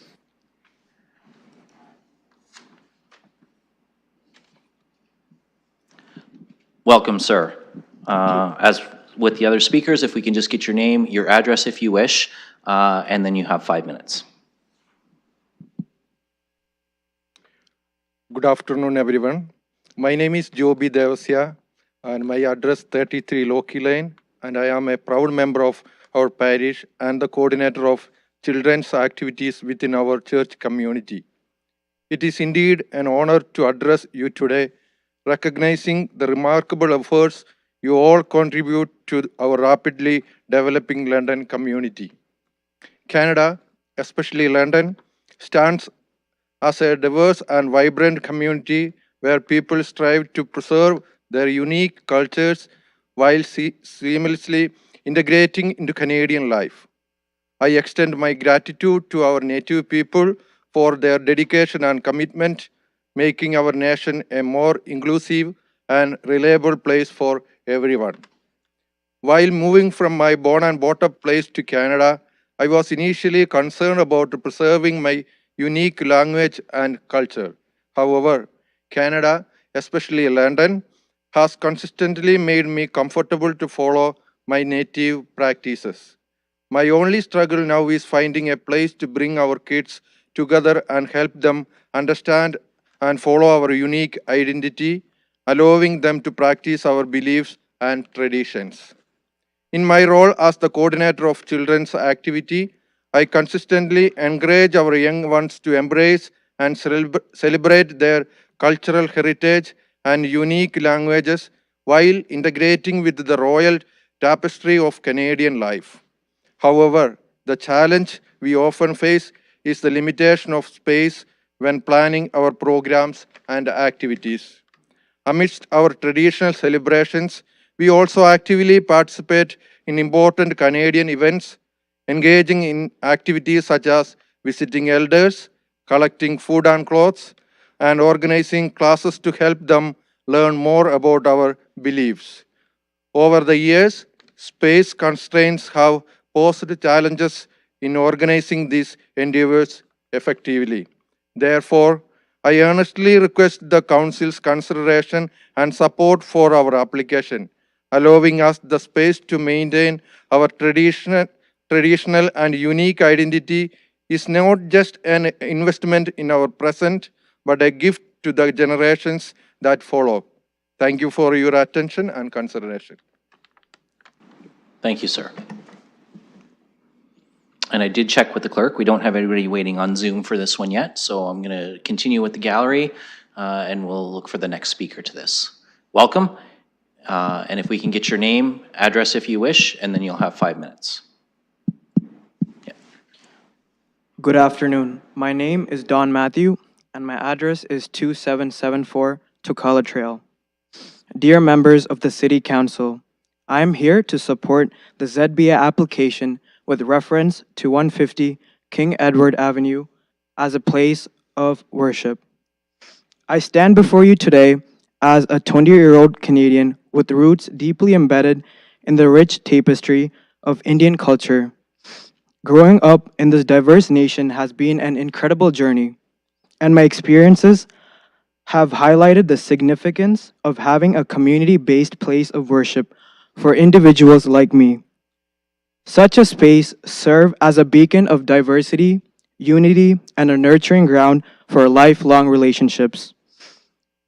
In a country as culturally varied as Canada, a community-based place of worship becomes a vital hub for people of different ethnicities and backgrounds to come together. It is a sanctuary where individuals, regardless of their origins, can find common ground to come together, fostering a sense of unity that transcends the differences that often divide us. This unity is not only spiritual, but extends in the realm of social interactions, creating bonds that last a lifetime. A place of worship is not merely a building, it is a foundation for building connections and making a lasting impact within the community. It becomes a hub where cultures intertwine, creating a unique blend that contributes to the mosaic of our society. The friendships forged within these walls are not only bonds of shared faith, but also bridges that connect diverse communities, promoting understanding and harmony. For the youth of our community, a community-based place of worship is particularly crucial. It provides a space for them to connect with their roots, learn about their heritage, and build a strong foundation for their identity. In a world that often pulls us in different directions, having a spiritual home allows the youth to find solace and purpose, fostering personal and communal growth. As a youth, hailing with a rich cultural heritage, I can attest to the significance of such a place in maintaining a connection with my cultural roots. It serves as a place where traditions are upheld and knowledge is shared between generations. The teachings go beyond spiritual matters, encompassing life skills, cultural understanding, and the importance of giving back to the community. Moreover, a community-based place of worship is a source of joy and fun. It becomes a hub for celebrations, festivals, and cultural events, injecting life and vibrancy into the community. Differences are not just tolerated but celebrated, as each individual brings a unique perspective and flavor to the collective experience. In the larger context, this decision before you is not just about a building, but about the growth and strength of our community. It is about creating a space where people can come together, share their joys and sorrows, and collectively navigate the journey of life. A place of worship is a symbol of commitment, not only to one's faith, but also the well-being and prosperity of the community. I implore you to consider the profound impact that a community-based place of worship can have on our city. It is more than a structure. It is a place to call home, a place to belong. It is an investment in the unity, diversity, and strength of our community, ensuring that future generations can continue to thrive in a supportive and inclusive environment. Thank you for your time and consideration. Thank you, sir. I'm going to look to see if we have anyone else in the gallery who wishes to speak to this item.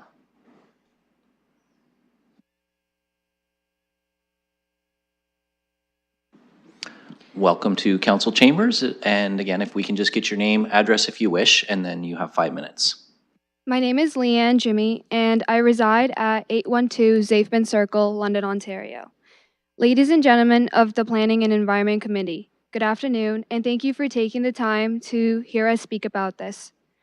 I stand before you today as a proud member of this vibrant and diverse community. I am here to speak in support of the proposed zoning bylaw amendment that would allow us for the inclusion of a place of worship. As a newcomer to this beautiful country, I have found comfort and a sense of belonging in the welcoming arms of our community. Canada's values of inclusivity, diversity, and respect for different cultures have made it a beacon of hope for individuals like me who seek to preserve our traditional practices while embracing the essence of being Canadian. Today, I want to share with you the importance of having a dedicated space for our community's children to gather and practice the traditions that have been passed down through generations. Our cultural and religious practices are an integral part of our identity. Being a part of this church and of those who make it a community allowed me to connect with those who share the same roots as me, and I was able to foster a strong sense of belonging. After our regular Sunday Holy Masses, we have faith formation classes being conducted for over 600 children who regularly attend. Currently, I am in my 3rd year of university, and I have attended these classes up to grade 12. In almost 10 years of these classes, I was able to get closer with my faith and those in my culture. The same difference can be made for the hundreds of children with the convenience of a new, spacious place which offers a wide variety of cultural events and activities and services. By providing a larger and more accessible place, we can bring together more children in our community, creating an environment that nurtures their growth and development. This space will not only serve as a place of worship, but also as a hub for cultural exchange, education, and community building.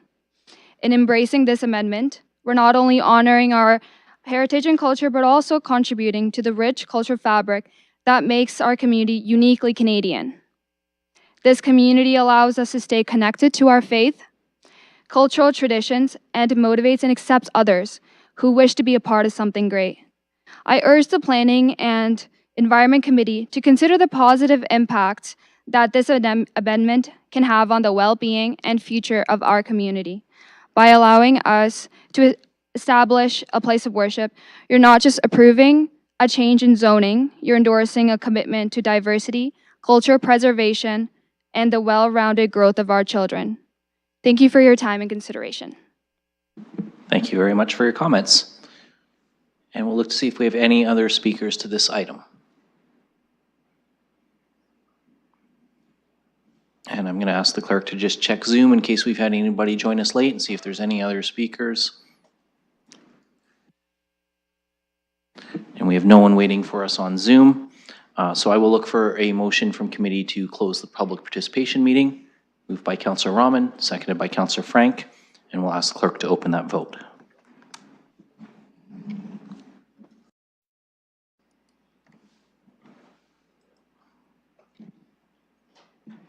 Closing the vote, the motion carries 4-0. Thank you, colleagues. So I will look for any direction from committee on this, as I didn't hear any questions that we need to go to staff or the applicant on. Councillor Rahman? Thank you. I'll look to put the recommendation on the floor.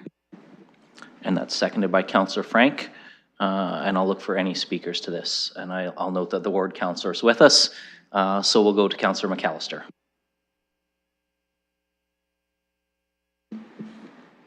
Thank you, and through the chair, appreciate being a guest today. I want to thank all the speakers for coming out, sharing your views on this. I met with representatives of your congregation when the project first started. I'm in support of this, and I encourage my council colleagues to support this as well.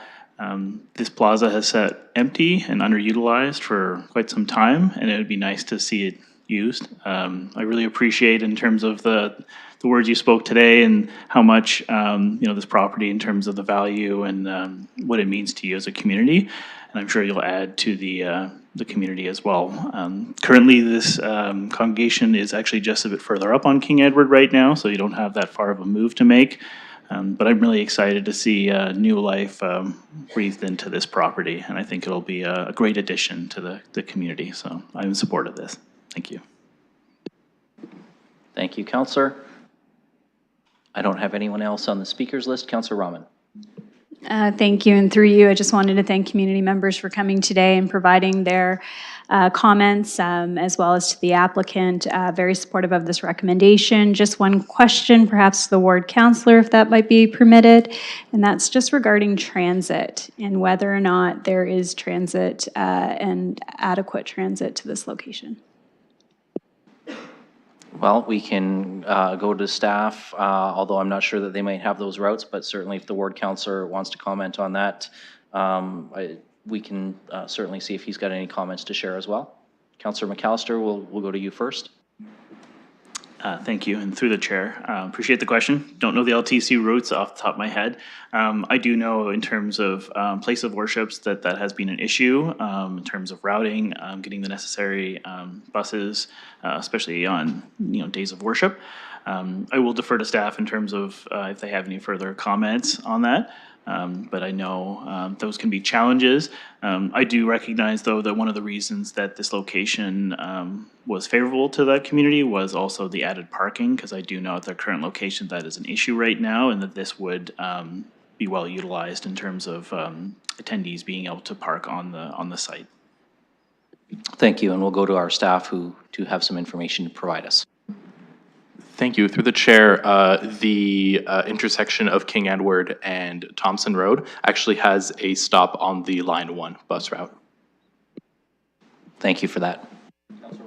Councillor Rahman? Thank you, much appreciated. I do get a lot of outreach from members of the community, especially faith-based communities, about transit and the need for more transit in Ward 1 and 2, interestingly enough, at places of worship. So I wanted to make sure that that was well thought out beforehand, especially with a large demographic of international students who tend to be transit riders as well. So I wanted to make sure that that was considered. Very supportive of the application. Look forward to seeing this move forward.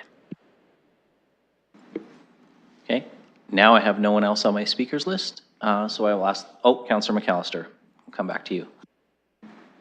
Thank you once again through the chair. I just wanted to make one final comment in terms of this, it's not a precedent-setting rezoning.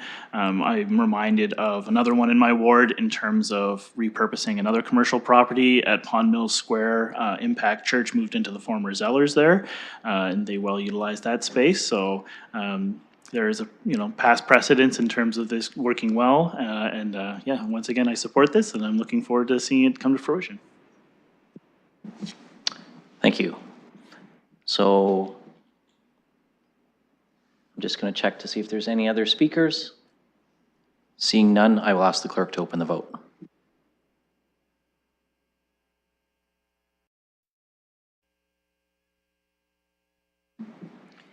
Closing the vote, the motion carries 4-0. Thank you, everyone. So for members of the community, just so that you're aware, it's passed unanimously at committee. That means it will go to the next council for ratification. And if it's supported at council, then the approval is granted. So that I'm sure that your ward councillor can provide you updates on that as that progresses. So thank you for coming out today. Moving along, our next item on the agenda is a public participation meeting regarding 3810 and 3814 Colonel Talbot Road. I will look for a motion to open the public participation meeting, moved by Councillor Frank, seconded by Councillor Rahman, and we'll ask the clerk to open the vote.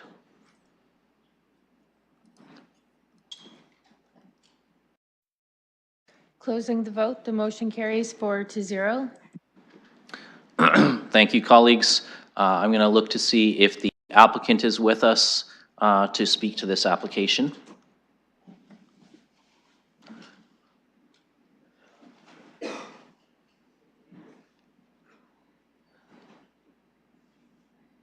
And we'll just give a moment for folks to get out of the gallery lane there so that they can get on with their day.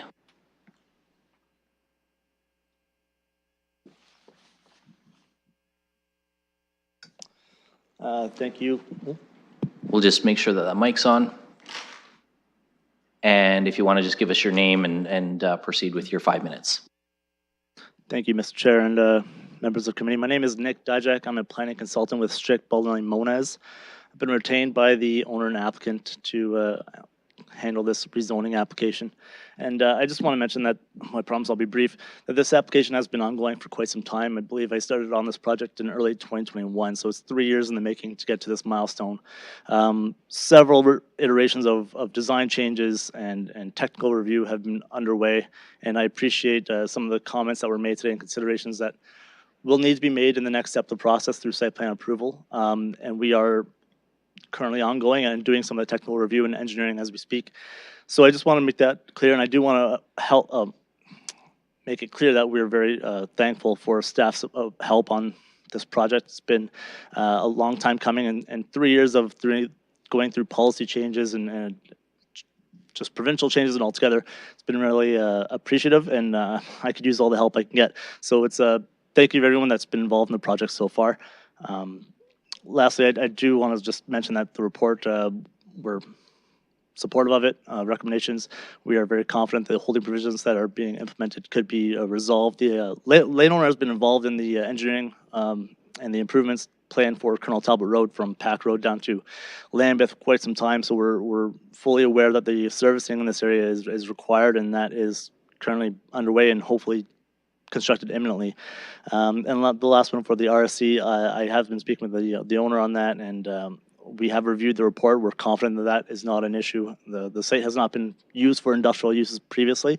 That contamination or soil issue is due to fill material, so that should be resolved fairly quickly and expeditiously. So thank you. Thank you for that. And I will look to see if we have any other speakers now from the public to this application. And I will just check with the clerk to see if there's anyone online. Through the chair, there's no one online. Thank you. So seeing no one else to speak to this item, I'll ask for a motion to close the public participation meeting. Moved by Councillor Rahman, seconded by Councillor Frank. And we'll ask the clerk to open the vote on that.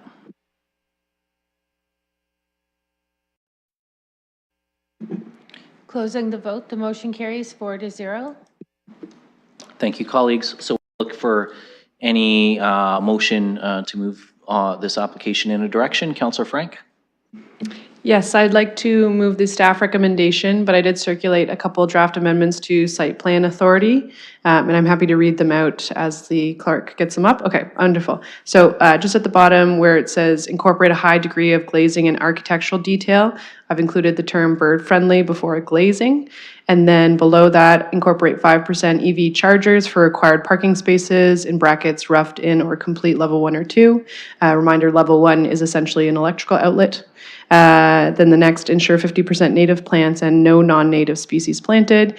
Provide enhanced tree planting due to loss of or significant loss of healthy mature tree removals, and investigate opportunities for solar installation along apartment buildings.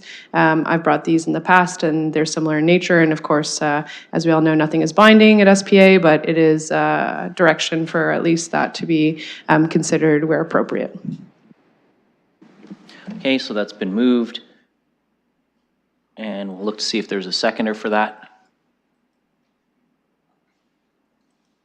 Councillor Rahman? Any discussion on the motion as amended and moved? Councillor Rahman? Thank you, and through you. So I'm happy to second this to bring in onto the floor for discussion. I just wanted to find out a little bit more about the amendment, specifically the investigating opportunities for solar installation on apartment buildings, as to how far we would go in terms of that with the site plan. Is that just dialogue with the developer, or what would that look like? Well, let's ask Mr. Pease. Thank you, through the chair, to the councillor. We've seen a number of these come through. We haven't quite, maybe the proper term is test those. So at this point, it would be something where we'd engage in dialogue with the developer to see how they can meet the intent and spirit of the resolution as directed by council to the site plan approval authority. Yeah, and Mr. Pease, can we ask you to just tilt your mic a little bit towards you so that we pick up your voice just a little bit better?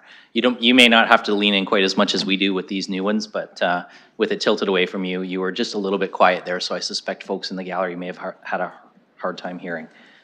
Councillor Rahman.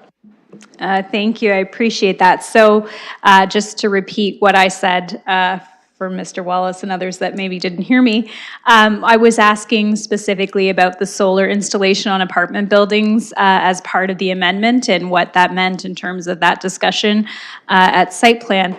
I'm just wondering, I guess, again, I'll call this a newbie question for being new on planning here.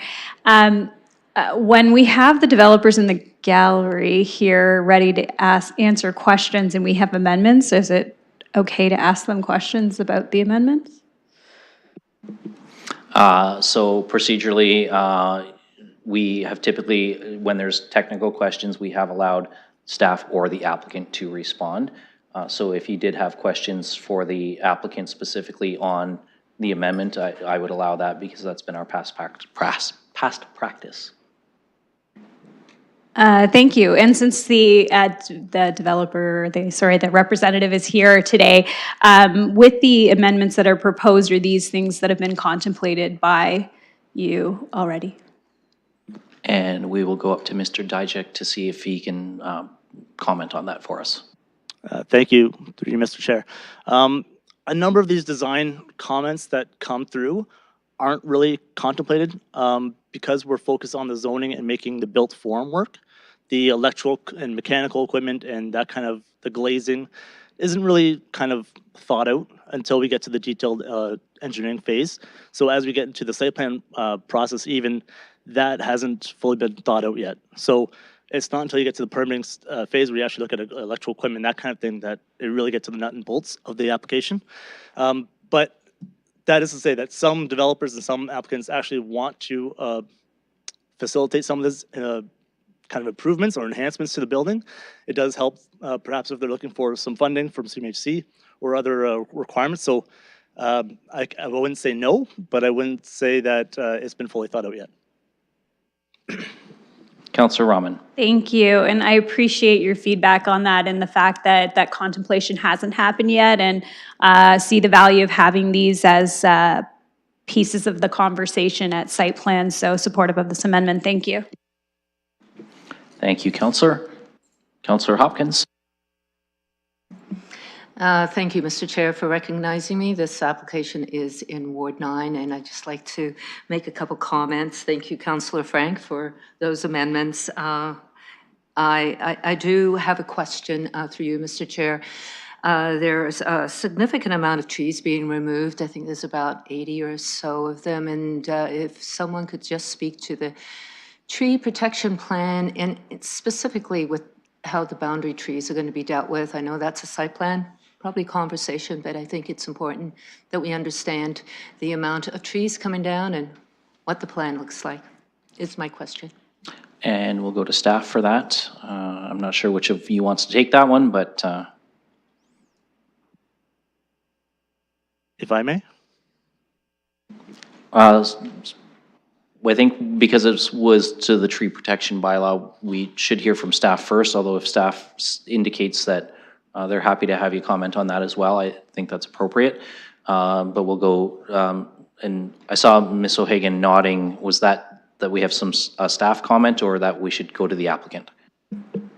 Mr. Chair, if we can go to the applicant first to explain, and if there's any additional, we do have staff online. Great. So by all means, go ahead and if you want to respond to that one. Thank you, Mr. Chair. I have several comments and conversations about this every time it comes up. The tree protection plan at the zoning stage is preliminary. We haven't done the detailed grading yet, so some areas might have an elevation change of 2-3 meters on a site this size. Like, it's substantial. So if we say a tree is going to be protected today, it might not be able to be protected once we get down to the engineering. There might be servicing pipes or grading changes that need to happen, or retaining walls. Any number of changes, even through the site layout, could change through staff comments and department comments. So I would take the tree protection plan with a grain of salt at this point in time. It's a good understanding of what could be removed and what could be preserved, but that has to be done again at the site plan approval stage when we have that information. In terms of the boundary trees, conversations with the neighbors are ongoing, but yeah, we'll have to have those conversations prior to the approval, and we'll take that into consideration once we have more detailed information. Thank you. Councillor Hopkins? Yeah, I appreciate that extra bit of information, so thank you for that. 160 units, it's a lot of units going in, so supportive of the recommendation in front of it. In particular, the holding provisions, there's no sewer, stormwater, got the holding provisions to make sure that happens, and also addressing any concerns of site contamination. So really appreciate staff's work on this and putting these holding provisions in. Just for the committee's information, Colonel Talbot is going to be going through some upgrades in 2024 along this area. And as the ward councillor, office development that's coming in along this area is very important so we can achieve those housing units, but it's also important that we get some infrastructure in place so we can move around. So I'm happy to hear, you know, the upgrades with the infrastructure, the road infrastructure, going along with the housing. So supportive of the application. Thank you. Thank you, Councillor. Looking for any other speakers before we call the question? Seeing none, it has been moved and seconded. I will ask the clerk to open the vote.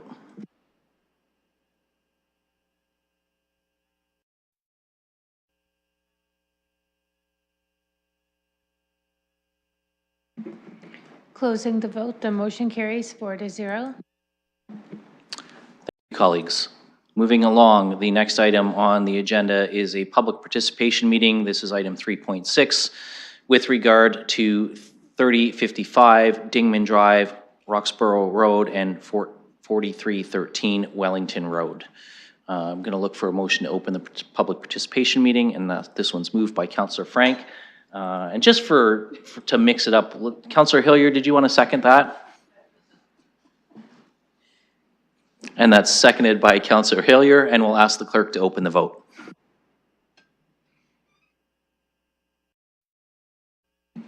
Closing the vote, the motion carries 4-0. Thank you, colleagues. We will look to see if the applicant or their representative is here to speak to that. And again, if we can just get your name, sir, and then you have 5 minutes. Mr. Chair, members of committee, excuse me. My name is Rob Walker from KWA Site Development. With me today is Jeff Lumsden from Penn Equity. They're the owners of the property. I probably had a little bit more to say, but my throat's gone now, and I wish I brought a bottle of water. We're turning back the clock a little bit on this site as we reintroduce some of these light industrial uses that we've been discussing and working through as the site evolves. I think the staff report does an excellent job of laying out kind of the history and where we're at with this site. I'd like to thank staff for their time and effort as we had worked through some discussions and issues with regards to the transition or the kind of evolution of the site. We are in support of the staff recommendations as they're set out and are here, both of us, to answer any questions that committee may have. Thank you. Thank you, and I will take the opportunity to let you know we do have water fountains out in the hall with wonderful municipal water service and a vending machine as well if you'd like to support us by purchasing something through that. But we do appreciate the comments, and I will look to see if there are any members of the public who wish to speak to this. Seeing none, then I'm going to look for a motion to close the public participation meeting. Moved by Councillor Frank, and seconded by Councillor Hillier. And we'll ask the clerk to open the vote on that.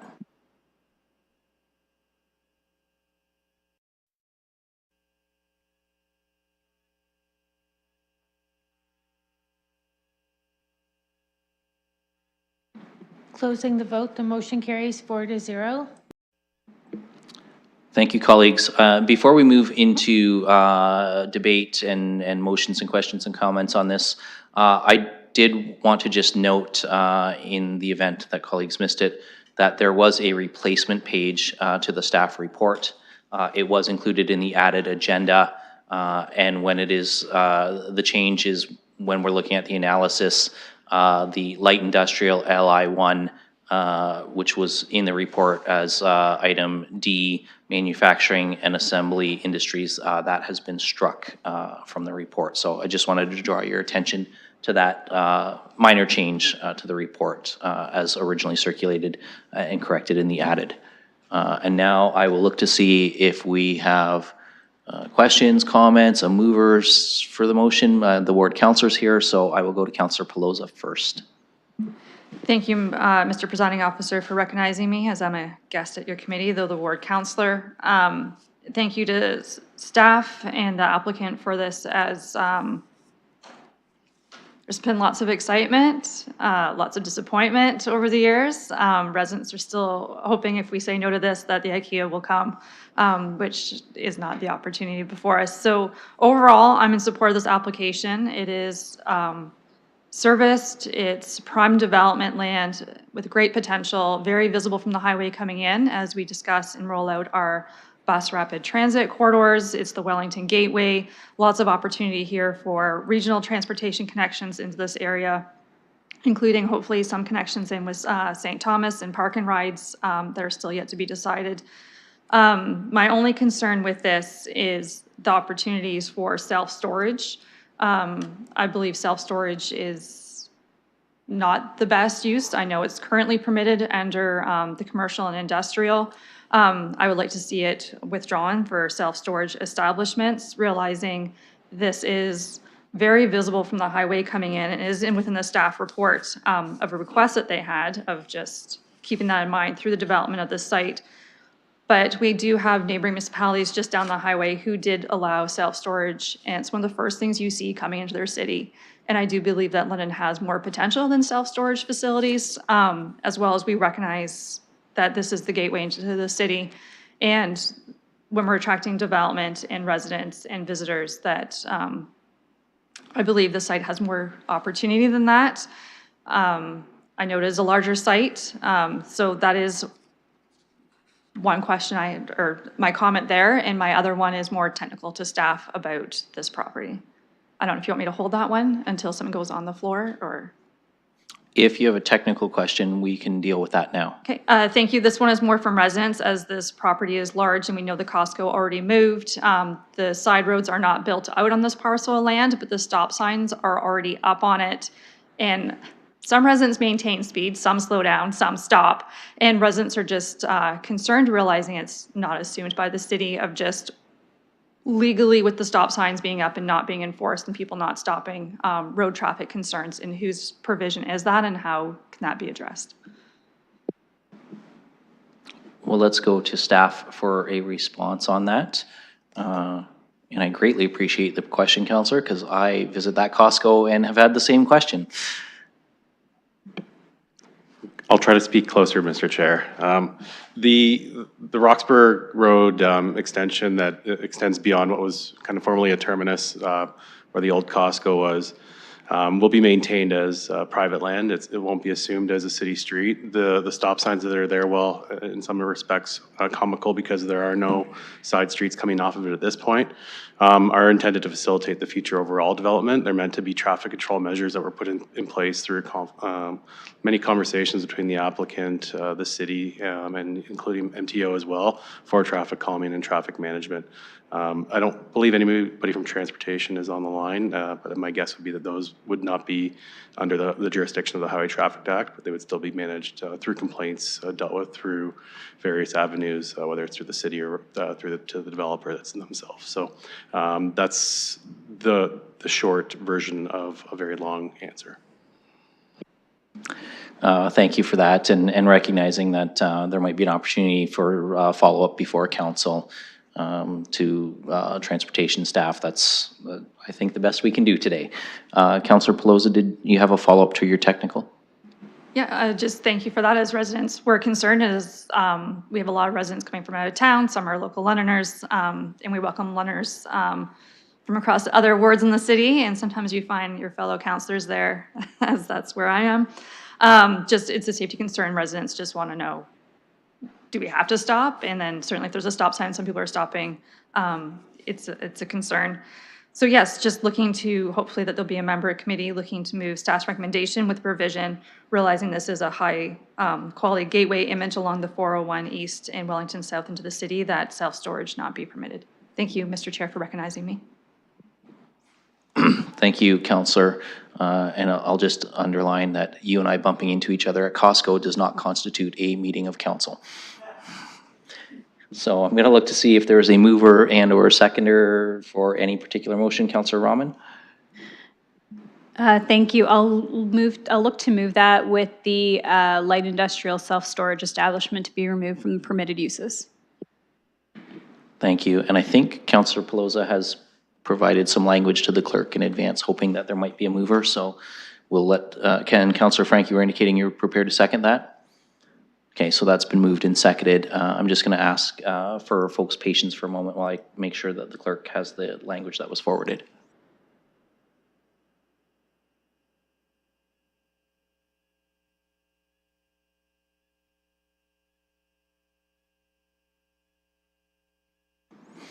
Okay, so the clerk's advised that she does have that language in e-scribe for us, and it has been bolded just so that colleagues can identify that that permitted use it would be removed, and there might be a slight language adjustment required at council just to be consistent with the planners, but this captures the intent for now. Councillor Frank. Thank you. Yes, and I had circulated some SPA direction as well, so I'm wondering if that would be required to have an amendment to this one because we've already put it on the floor. Yes, because we do have a motion moved and seconded. You would have to move an amendment.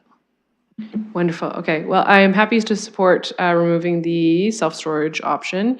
As well, I'd circulated some direction to Site Plan Approval Authority. Again, this being a gateway into London and being probably highly accessed by lots of people who are doing their shopping. I did incorporate a couple items that, in my opinion, would improve their experience. So I'll just read them out. So incorporate 5% EV charger spaces for required parking spaces. Rough in or complete level 1 or 2, ensure 50% native plants and no non-native species, provide enhanced tree planting, investigate solar installation on industrial buildings, and include bird-friendly glazing on any glazing below 5 stories. Okay, and just so colleagues are aware, under motion 4 in e-scribe, that language has been captured by the clerk. So that is in there, although it also has the light industrial removed, which is now in the main motion, so we'll just get that corrected. And again, this is for consideration at site plan approval. So this would be a discussion back and forth. It's not a binding requirement. So that's been moved. Do we have a seconder for that? Councillor Hillier? Thank you. Do we have any discussion on the amendment? Seeing none, then I'm going to ask the clerk to open the amendment, and then we'll have to deal with the main motion as amended after that.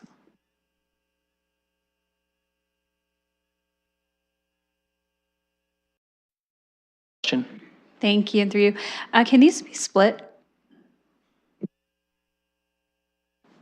Yes, you can ask for any vote to be split or any part of a vote to be split, provided they're not tied together. So in this case, we have it reads the motion added to the following in Part C. Then there's a 3, 4, 5, 6, and 7. So you can deal with 3, 4, 5, 6, and 7 in any sort of blocks that you wish to ask for. Thanks. Okay, I'm not sure if anybody else wants them split completely, but I'm looking to split 3, or sorry. And then the rest can go together. Okay, so we will ask the clerk to open the vote on III first, and then we will deal with IV through VII. So we'll ask the clerk to just prep that. We just may need a second to split that into 2 separate votes.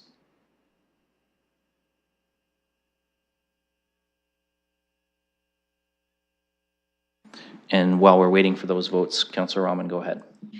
Yeah, thank you, and through you. I guess I'm not sure if this would be a question to the applicant, but where we have existing parking spaces in this location, and I'm not entirely familiar, like I don't remember the exact layout of the parking lot, but I'm just wondering, I don't want to put something unreasonable on incorporate 5% EV chargers. Is that, again, I just worry that we're including something for discussion with a percentage there that may not be feasible because of the way that the lot is planned out and the electrical to those locations. I want to understand if we're having a conversation about something that's actually something they can do.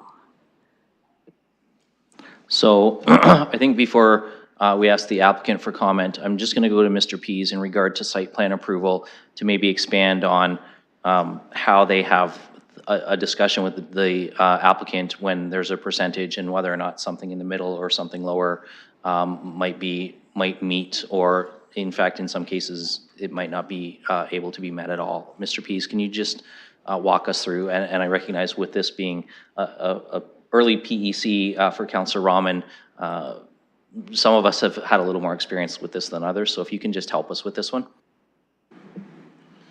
Thank you, through the chair. This one's also complicated by the fact that the applicants have they have site plan approval for the overall commercial development that was seen previously, that came a couple years ago for a public site plan meeting and eventually made its way to site plan approval. The matter before us today is potentially to readapt some of that site, which does have site plan approval for some industrial uses, however the developer sees fit. I think that their plans, based on conversations with them, are evolving.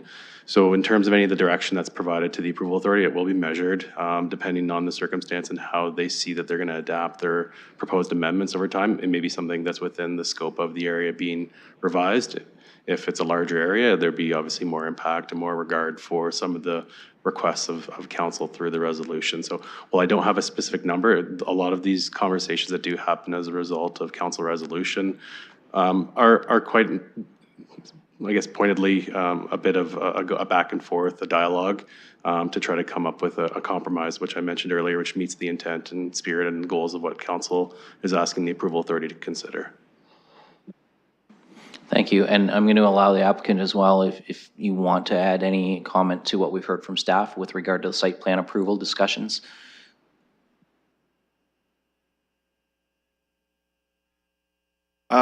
One of the concerns with the 5% request is, as Mike just commented on, is that we do have an approved master site plan that basically lays out the parking configuration and all the spaces, and it's laid out accordingly. Depending on what amendments to in the site plan process that may happen as a result of a new tenant or someone coming along, there's opportunity for change and modifications to that.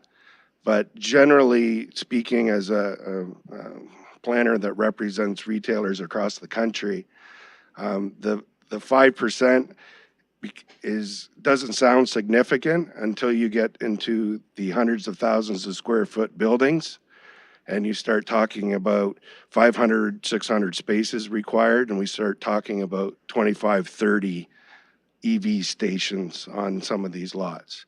It's not that a lot of this is dependent sometimes on who the tenant is as well, and not just an industrial, light industrial manufacturing guy may not have the same approach to the EV parking situation. But it's being embraced, I'll say that, across the board. But putting hard numbers to it, or the percentage thing, is sometimes difficult. And given that we have an approved master site plan here, I'm not really sure how that would play out, because we do have a site plan process that we'll be going through. Thank you for that. Councillor Rahman? That's good. Okay. So, Councillor Frank. Thank you. If it would be easier, and I'm happy to make this direction, is to remove the 5% and just say investigate EV charger, given that consideration. So again, I'd be happy with like 5 for 500 spots. Like, I just think it would be nice if for some people who need a quick charge at this location to get one. The other thing I realized is I said no non-native species, and that should say no invasive species. So I was hoping to actually make that correction too. So I'd be happy to replace incorporate 5% with just investigate, and then replace non-native with invasive. And I don't know, again, if we need to make an amendment to the amendment. I'm sorry, folks. Okay, because we have not called the vote and because we're dealing with the amendment as presented, and you're the mover of the amendment, I'm going to allow you to adjust your language there for the sake of expediency of the meeting. And that may change the need to separate the votes, and I'm seeing Councillor Rahman nod to that. So with 2 small language changes, so I would simply read investigate EV charger spaces with no percentage, and IV would say to ensure 50% native plants and no invasive species planted. So those, we'll give the clerk just a moment to make those 2 language tweaks. And then I'll look to see if there's any more speakers before we call the question on this.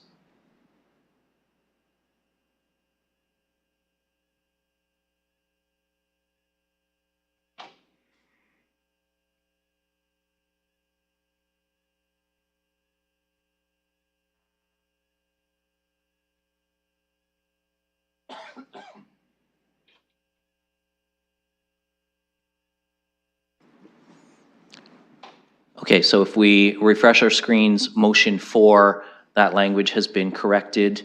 Clause III reads investigate EV charger spaces, no percentage, and IV reads ensure 50% native plants and no invasive species planted.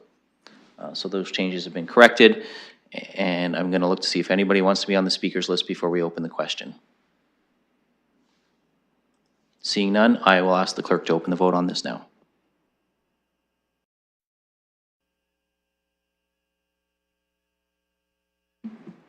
Closing the vote, the motion carries 4-0. Thank you, colleagues. We will will have to approve the main motion as amended. It was already moved, so we'll see if there's any more discussion on that before we call the question. Councillor Pribble. Thank you, and I just want to make a through the chair to the staff and to the applicant a comment that I was really happy to see this come forward, because I really think the 401, 402 corridor and Wellington Gateway has a great opportunity for our city. So I'm really glad to see this, even though it's certainly light industrial. I think the opportunity is there, so I was really happy to see it. Thank you all very much. Thank you, Councillor. Having no one else on my speakers list, I will ask the clerk when she has the language already, because we did amend it, to open the vote on this.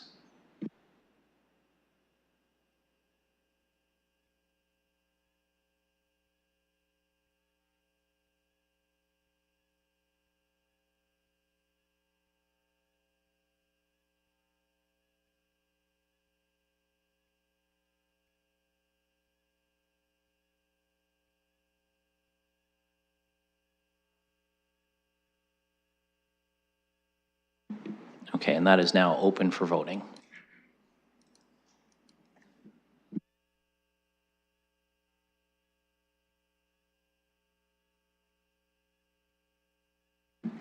Closing the vote, the motion carries 4-0. Thank you. We have one more item on our section 3. This is a public participation meeting for 3637 Colonel Talbot Road. And I will look for a motion to open the public participation meeting, moved by Councillor Rahman, seconded by Councillor Frank. And we'll open the vote on that.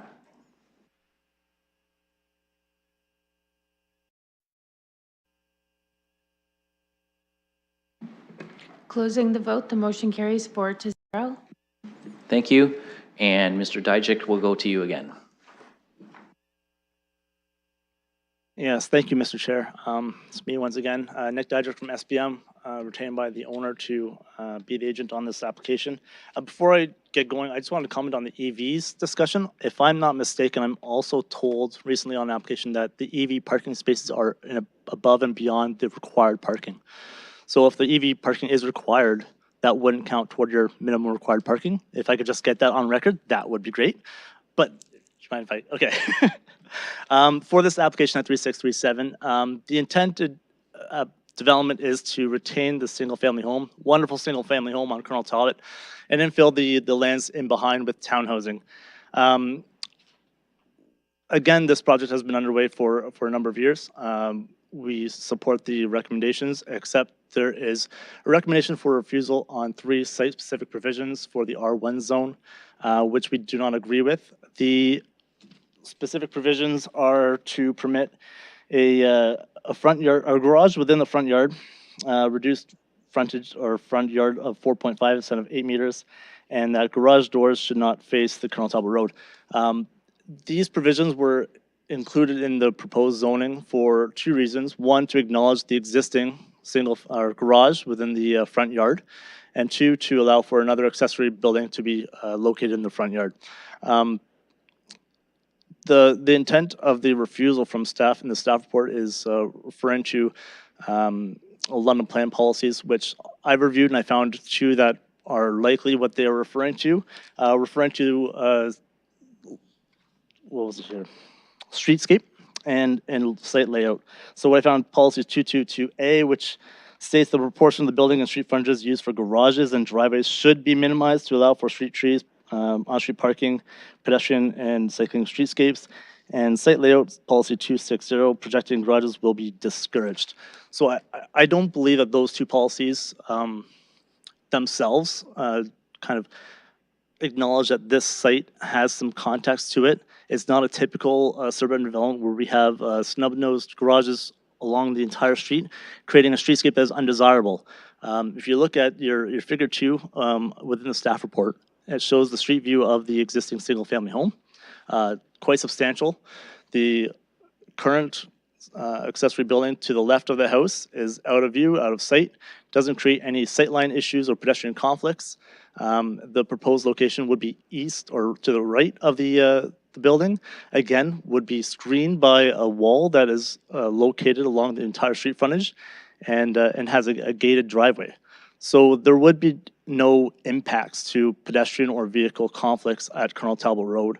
The streetscape would be unimpacted. There would be minor changes, but ultimately the streetscape and the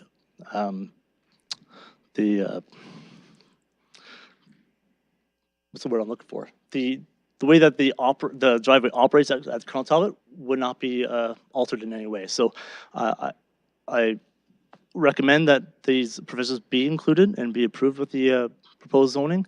I don't think there's any impacts to the road or the neighbors, and I don't see why this would not be a benefit to the development. It creates a nice little forecourt within the area and closes the space for the residential development. It would beautify the site in my opinion. But other than that, support the recommendations, support the holding provisions, and I'll leave it at that. Thank you. Thank you. And I'm going to look to see if there's any members of the public to speak to this. Seeing none in the gallery, I'll just check with the clerk, and we have no one online. So I will look for a motion to close the public participation meeting. Moved by Councillor Frank, seconded by Councillor Rahman. And we'll ask the clerk to open the vote on that.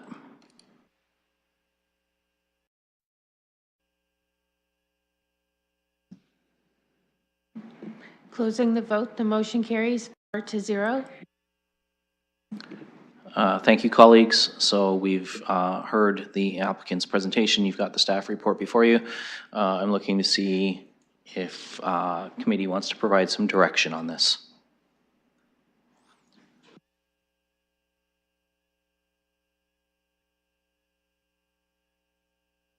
Councillor Frank. Thank you. I'm just hoping to ask a question through you to staff, just in regards to the comments from the applicant, specifically the refuse items. I'm wondering if staff could comment on their rationale for including them in the recommendation. Yep, we'll go to staff on that. Through the chair, thank you for the question. Staff are recommending refusal of the following 3 requested special provisions related to the proposed detached garage in the front yard of the R14 zone. Front yard garage depth of 4.5 meters. The notwithstanding section 4.14a, accessory buildings in the form of detached garages shall be permitted within the front yard, and garage doors shall not face. Sorry, Mr. DeCuster, can we just ask you to speak up just a little bit? My apologies. The intent of prohibiting accessory buildings in the front yard and providing for garage setbacks is to provide for safe ingress and egress from parking spaces and to ensure accessory buildings and garages do not dominate the streetscape or cause sideline vehicle or pedestrian conflicts.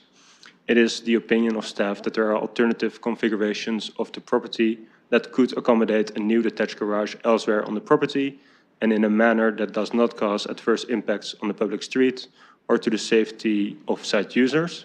Finally, it should also be noted that there is an existing multi-car garage on the property already. Thank you. Councillor Frank. Thank you. Yes, I'm just mulling it over with 2 different opinions. So I'm just mulling. Well, while you're mulling that, we don't have a motion on the floor yet, but perhaps we do have the ward councillor here. So why don't we take this time to go to Councillor Hopkins and see from the ward councillor if she's got any comments to share with us.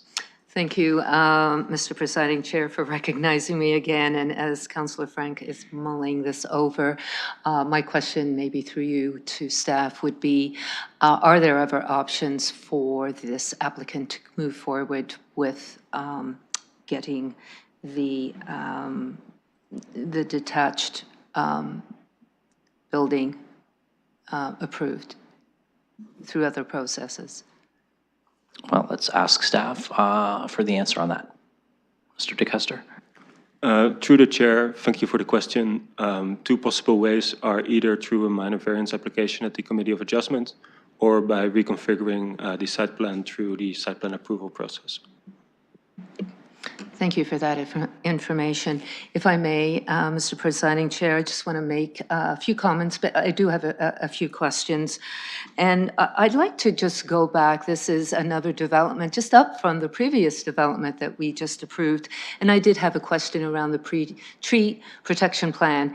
And I appreciate the applicant's comments back then when a number of trees are being removed. In this application, there aren't as many. There's probably about half that amount being approved. But I do appreciate in the recommendation that we are requesting that planting as many replacement trees as possible on the subject lands and implementing the recommendations of the EIS be done. And my question, and it's a little bit backwards, I wish I asked this question in the previous application, is why is that this now in this recommendation and not in the previous recommendation when it relates to the tree protection plan? I know we're at zoning amendment right now, we've got a site plan process, but I'm just trying to understand and maybe trying to get some consistency in our recommendations. So as a ward councillor, I understand, especially when these applications aren't too far from one another, on how we implement the process, going to site plan, specific to the tree protection plan. Just want to sort of understand why it's being recommended in this situation and not previous. I'm glad it is recommended, but just trying to understand the difference. So we'll go to staff on that. If that's you, Mr. DeCuster, great. And if it needs to be passed to somebody else, by all means. Through the chair, happy to start. A tree assessment report was prepared in conjunction with the proposed development. The inventory captured 45 individual trees and 3 vegetation units. 1 boundary tree was inventoried and is identified for preservation. The current site plan does not necessitate removal or injury of this boundary tree, and the critical root zone can be protected with a tree preservation barrier. 1 city tree on Colonel Talbot was identified as well for preservation, and no impacts to this tree are anticipated, and direction to site plan is given to plant as many replacement trees as possible. Thank you. Councillor Hopkins. That really doesn't kind of clear things up for me, unfortunately, and maybe I might have to take this offline, just trying to understand our process with our tree protection plan and how that moves forward through the process. I'm not sure, don't want to go to the applicant, but maybe that's something I'll be following up down the road. And this will still have to come to council. So appreciate the comments so far. My other question is around the barn. I want to make sure that I understand there's no heritage significance to this barn, but just want to confirm that. And I also want to understand what's going to happen to the back colony and how that's going to proceed through the process. Through you, Mr. Presiding Chair. And we'll go to Mr. DeCuster for that. Thank you. Through the chair, I'll start with addressing the heritage comment about the barn. The property is not listed on the Register of Cultural Heritage Resources, nor is it designated, so it has no official heritage status. As part of the application, a stage 1 and 2 ARC assessment was provided, and no cultural heritage issues remain. With regard to the bat colony, it is currently unknown whether the barn is confirmed bat habitat. It has been identified as candidate habitat in the environmental impact statement. The EIS recommends that confirmatory studies are undertaken at the site plan stage to confirm presence or absence. Audio recording units, ARU, and exit surveys are recommended to be completed to determine the use of trees or structures by bats to prescribe the next course of action, for example, mitigation or permitting. Depending on the outcome of the surveys, consultation with the Ministry of the Environment may be required as well. Councillor Hopkins. Yeah. Thank you for that information. I much appreciate it. And so there's mitigation that's going to be moving forward. Good to hear. I'm going to miss that barn if it does come down. It's a beautiful looking barn, just my personal comments. I am supportive of this application going forward. Again, we've got these holding provisions on. There aren't any services in this area, so it's important that they remain. It will contribute to a range of different housing in the area. And again, the improvements on Colonel Talbot, the infrastructure road improvements that are coming forward this year will really sort of balance the development that's going on and the need to move around, given that we have very few options out this way. So those are my comments. Thank you. And I'm going to go to, so I actually will just let colleagues know I have a speakers list. I've got Councillor Rahman, and then I'm going to ask Councillor Rahman to take the chair so that I can offer a comment, and then I will come back to Councillor Frank, who's asked to be back on the list. So Councillor Rahman, you first. Thank you, and through you. I had a question about page 185 and the site plan received November 20th, 2023 comment around clarifying waste collection. So the comment says that waste collection will function on the proposed development. A turnaround is required for solid waste and specifically the proposed waste collection method. I just wanted to get some more clarification on what's meant by that and whether or not green bins are our way forward with these types of units. Mr. Pease? Yep. Thank you, Mr. Chair. Through you. Comments like that from the site plan group generally refer to determining whether it be a private or public garbage collection system, whether it's hired or whether it's through the city. And really it's just ensuring and advising the applicant kind of at an early stage through the rezoning that we'd be looking for, if it is public and even to some degree private, that there be adequate space for maneuverability for trucks to do 3-point turns so they don't have to reverse, things like that. So it's more of an advisement. In terms of green bins, much like garbage and recycling, if that's part of the system that's in place as operated by the city from a public pickup perspective, we would ensure to that degree that it would be picked up just in the same way that recycling and waste is picked up as well. I believe these would be typical for kind of end of driveway type pickup points, much like you would see in a traditional suburban setting. So really, I think the comment really was more towards the fact that we would need adequate space for truck maneuverability so they don't have to back out onto Colonel Talbot Road. Councillor? Thank you. So just to follow up, so for multi-unit residential, the expectation is that if they have public service, they will have green bin service from here out and will be planned for that from here on out. Mr. Pease?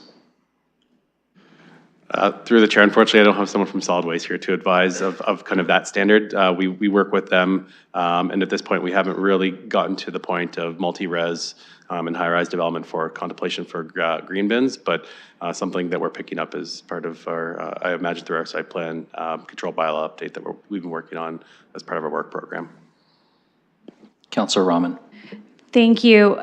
Would it be helpful to include it in our site plan authority language that with ongoing multi-unit residential, I'm not speaking specifically of high-rise at this point, but that we include that for consideration in our site plan going forward?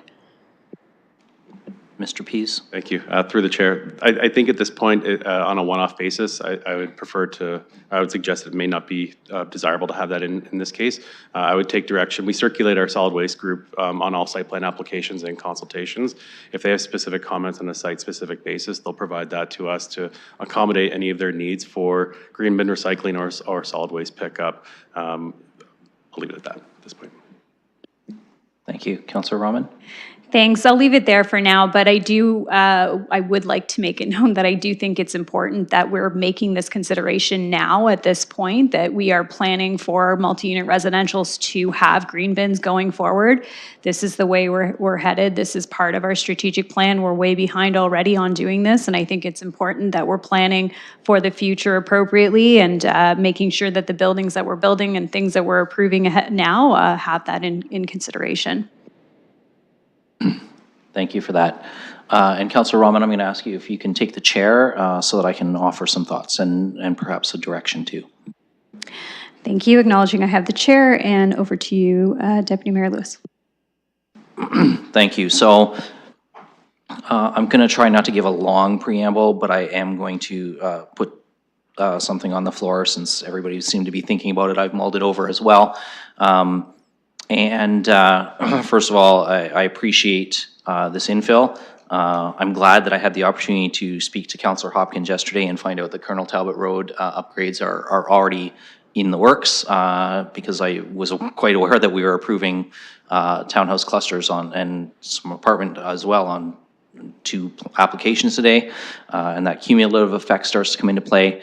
But I was listening as Councillor Frank asked her question, and as Councillor Hopkins asked her questions, and I was thinking about the comments about the London plan policies on the front yard garage request. And I appreciate that there's an alternate route for them to go on taking a minor variance to the Committee of Adjustment. But as I think about that, I just think that we are really creating additional work and additional timelines for staff on what, when you look at the site, is an existing situation with one accessory structure. And I thought about what the applicant was, or the applicant's representative was presenting, and the street view of the site, and the protections that are there already from the pedestrian realm and from the interaction with the driveway. There's no change to the access in and out of the site. And it just seems like an unnecessary step to then send this to the Committee of Adjustment as well. So I'm prepared to move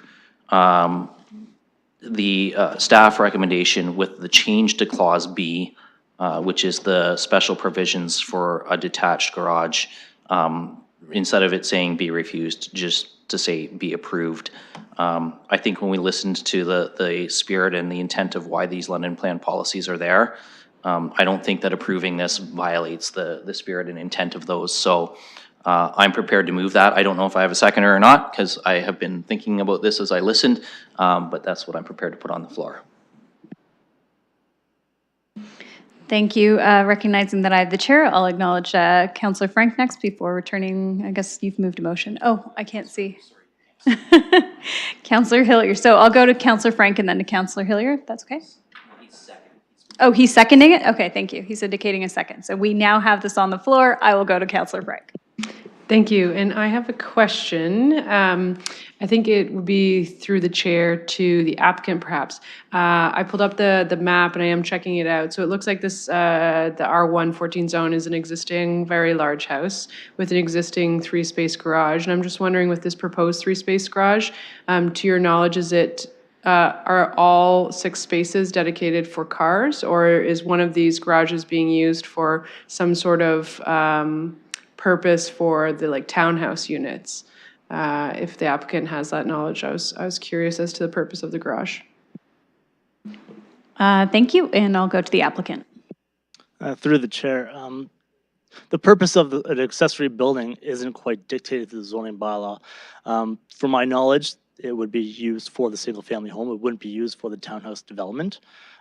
With that said, it is a large home. It could be multi-generational, could have multiple inhabitants in there that require additional cars. So there is some flexibility in there, and I think I just want to say that, again, there's no impacts, and objectively, there is no harm in having that accessory building there. It does allow for a little flexibility for the current homeowner and potentially future homeowners. So thank you. Councillor Frank, follow up?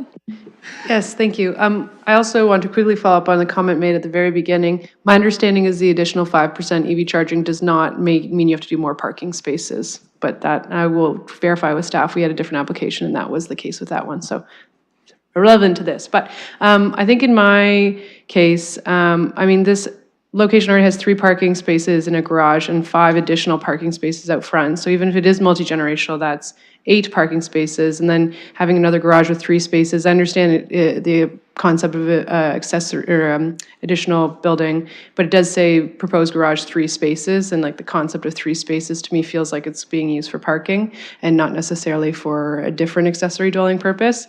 So I personally, based on what staff have recommended and kind of the thought process, I don't actually think I will be supporting Deputy Mayor's motion, only because I actually do think now I do want to refuse this additional garage.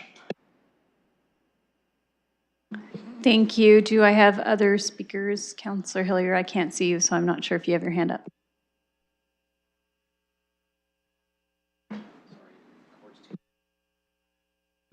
Okay, thank you. Seeing that there are no other speakers, is the motion available to review and e-scribe for everyone?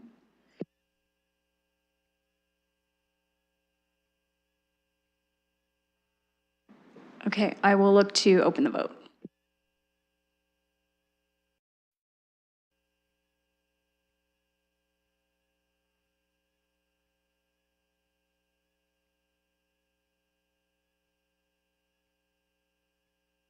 Can I ask a voting related question?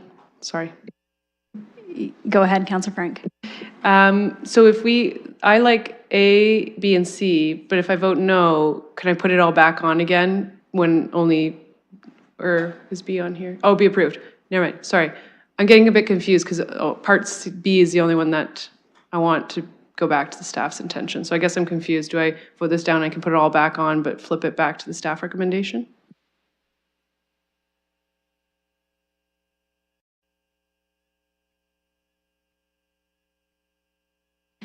Would you like to vote on B separately? Yes, that makes sense. Thank you. Sorry. Thank you. We'll pull that right now and we'll get that sorted and put it back up. One moment.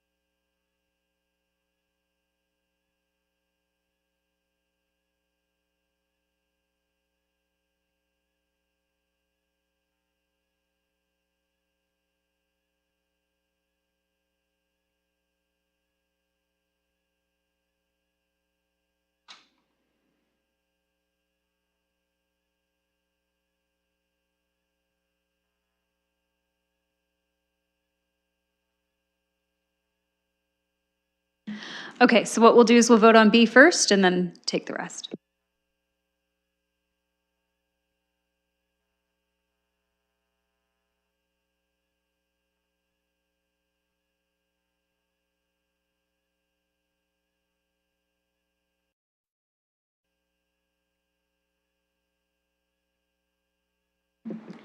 Closing the vote, the motion carries 3-1. Thank you, and we'll look to vote on the rest.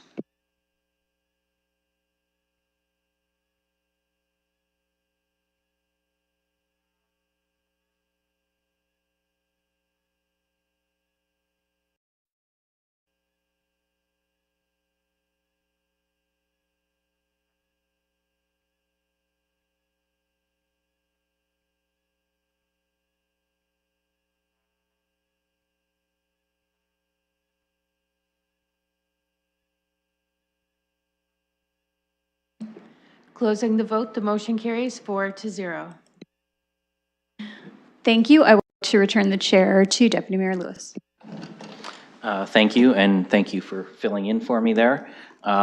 Just before we move on to the next item, the ward councillor just asked if she could ask one additional or share one additional comment, so I'll go back to Councillor Hopkins. Thank you, Mr. Presiding Chair, for recognizing me again. I did have it in my questions, but it's more important that there was some concern from residents in the area about this development and the construction as it relates to the South Winds Channel that was just completed about 2 years ago. It was a major development in the area, a lot of construction going on. And I just want to make sure that residents do know that there are no impacts of this development on that channel. I think it's important information to share with the community given their concerns. So thank you. Excuse me, and thank you, Councillor Hopkins, just for sharing that additional information so the committee or the community is aware of that. So that concludes our section 3 of our agenda. We did, and Mr. Levin is with us, at the start we moved the Ecological Community Advisory Committee to after the public participation meeting as a change of order so that you could join us. There was the addition of a request for delegation status as well. So I'm going to look for a motion to approve the delegation status. Oh, you're sorry, just give me one moment, Mr. Levin.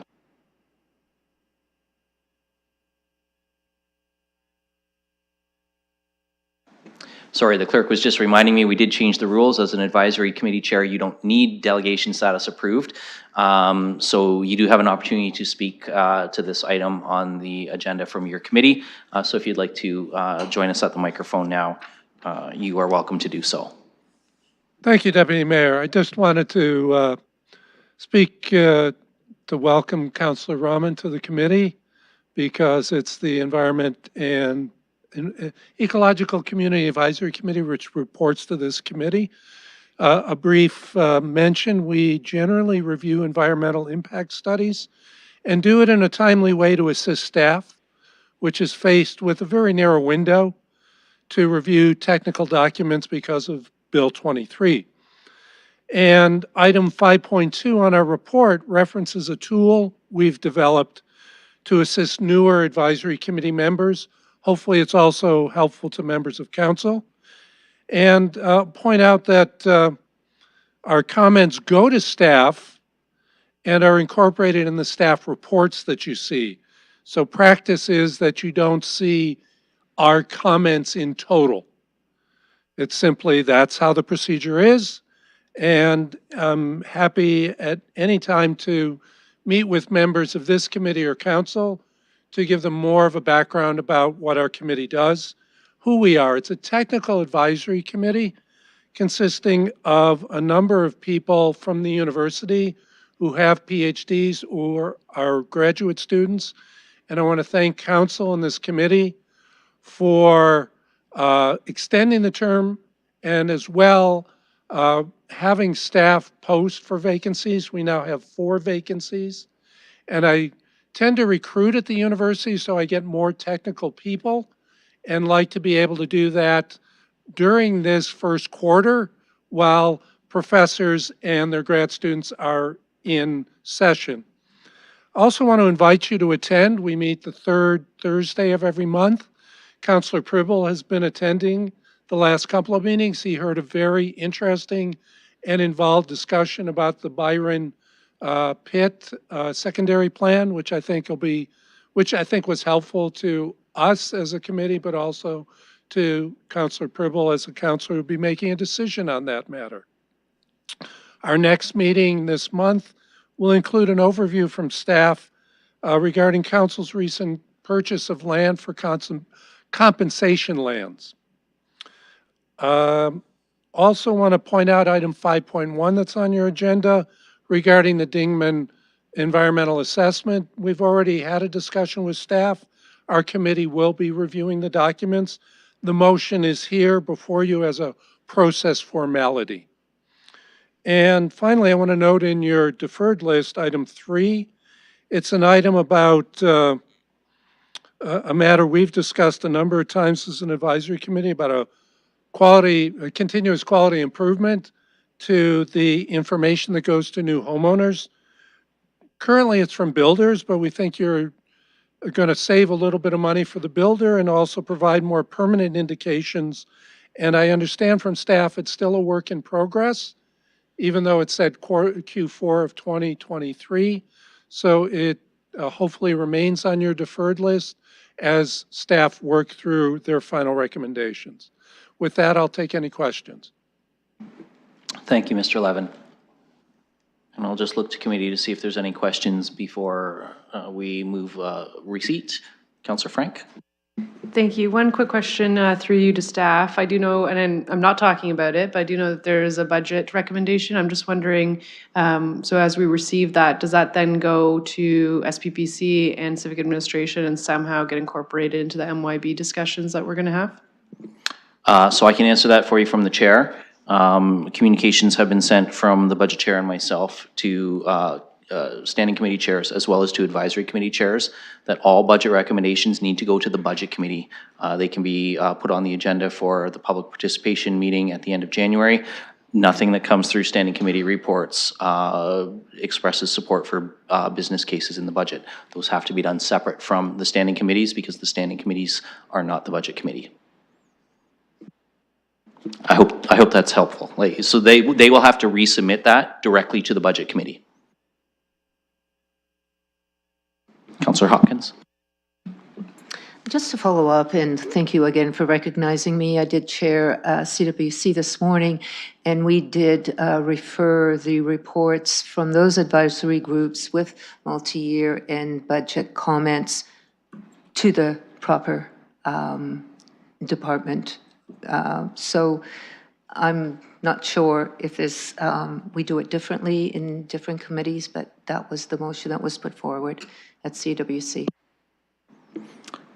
Well, I will just share that that's not my understanding from the conversation with the clerk and the budget chair yesterday, and that communication should have gone yesterday to the advisory committee chairs. Mr. Levin's nodding that he received that, and that communication indicated that they needed to submit those to the budget committee.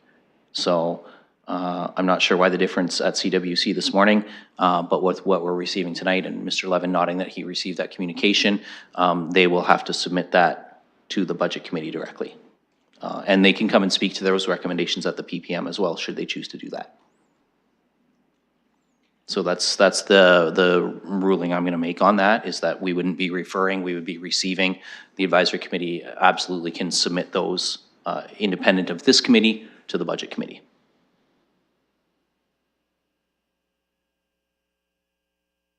Councillor Frank? Thank you, and I will make a motion to receive that report. Okay, so that motion is moved and seconded by Councillor Rahman. Any further discussion? Seeing none, then I will ask the clerk to open the vote on that.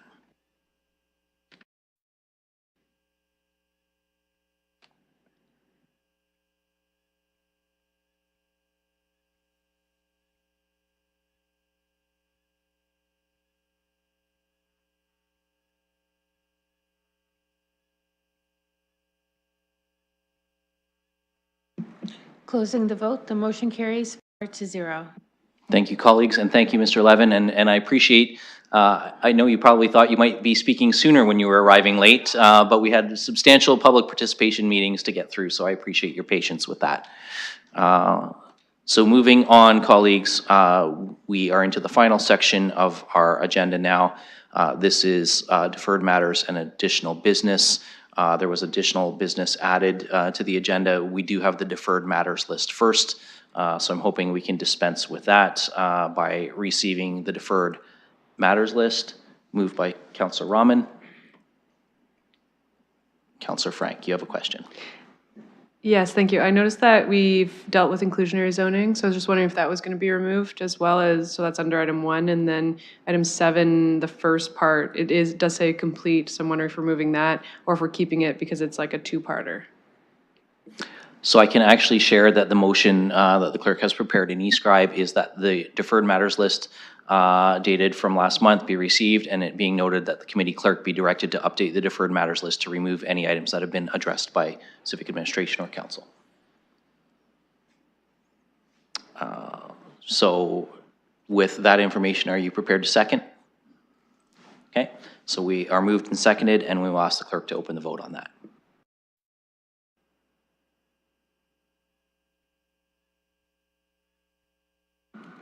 Closing the vote, the motion carries 4-0. Thank you, colleagues. So that brings us to the final item, which by the attendance in the gallery is the item that everybody was very excited to talk about today.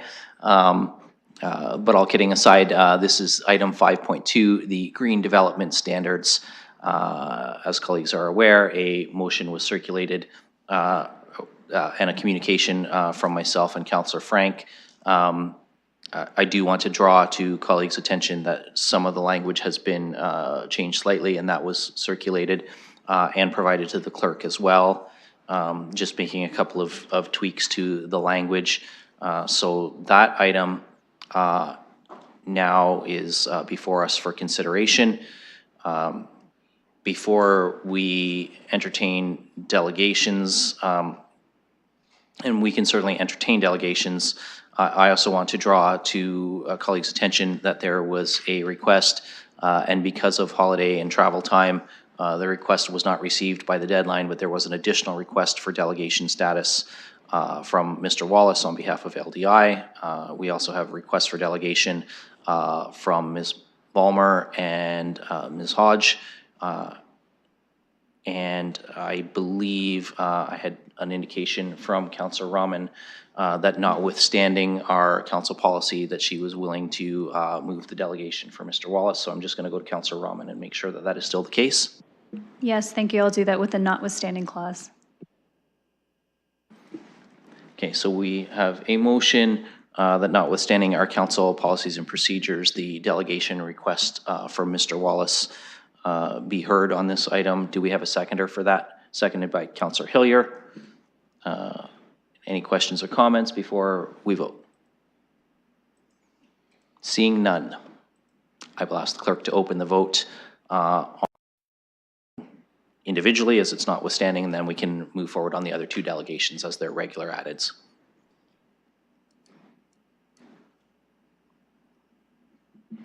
Closing the vote, the motion carries 4-0. Thank you, colleagues. Now we also have two requests for delegation. We have a request on behalf of Climate Action London for Ms. Hodge, and we have a request for delegation status from, and I'm sorry if I mispronounce your name, is it Layla or Leela Balmer? So I'm wondering if colleagues are willing to entertain both of those requests for delegation in one vote. That's moved by Councillor Rahman and seconded by Councillor Frank. And we will ask the clerk to open the vote for those delegations.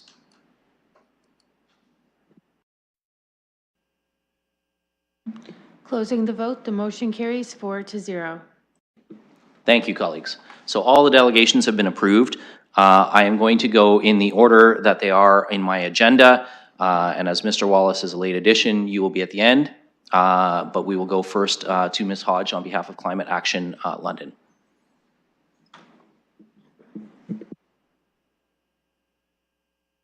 Thank you for the opportunity to speak today. I'm asking you today to adopt green development standards now to help make London a more affordable and attractive city. 20 years ago, when I was a facility manager, I helped construct a LEED certified office building in Toronto. It was not for a green company. It was for a business that believed keeping operating costs low benefited the company's bottom line. It believed that having green credentials would be a selling feature for attracting subtenants. And it believed that creating a positive work environment with green amenities like bicycle storage and EV chargers helped with staff retention. If maintaining affordability is one of Council's guiding principles, I urge you to consider that as someone who lives in an older home, it costs more to renovate a home than to build from scratch. You will be providing more affordable housing for Londoners by adopting standards earlier rather than later. This is not something that individuals can do. This takes systems change. Systems change, not climate change, is not just a call for reducing emissions, but a call for affordability. Systems change means that when you visit a friend, there's a place to lock up your bicycle. My parents are both Dutch.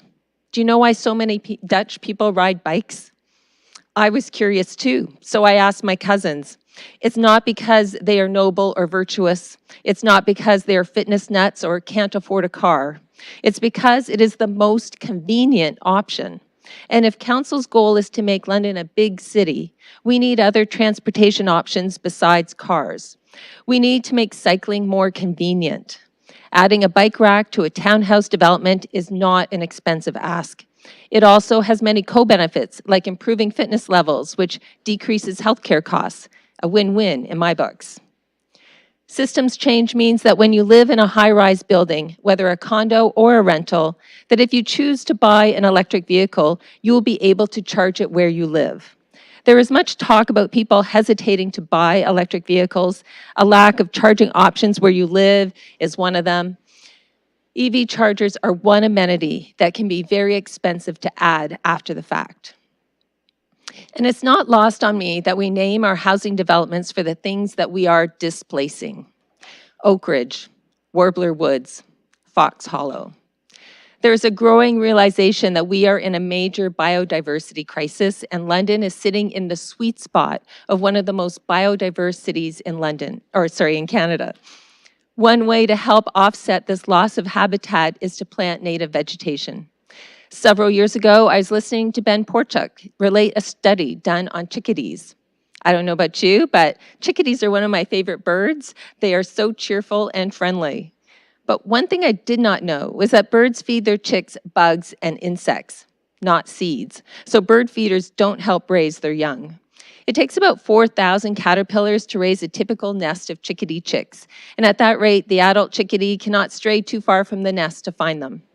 So where do these bugs come from? This study showed that the bugs live in native trees and shrubs and plants. Nests that were found on streets with mostly non-native trees resulted in a chick survival rate of 0%.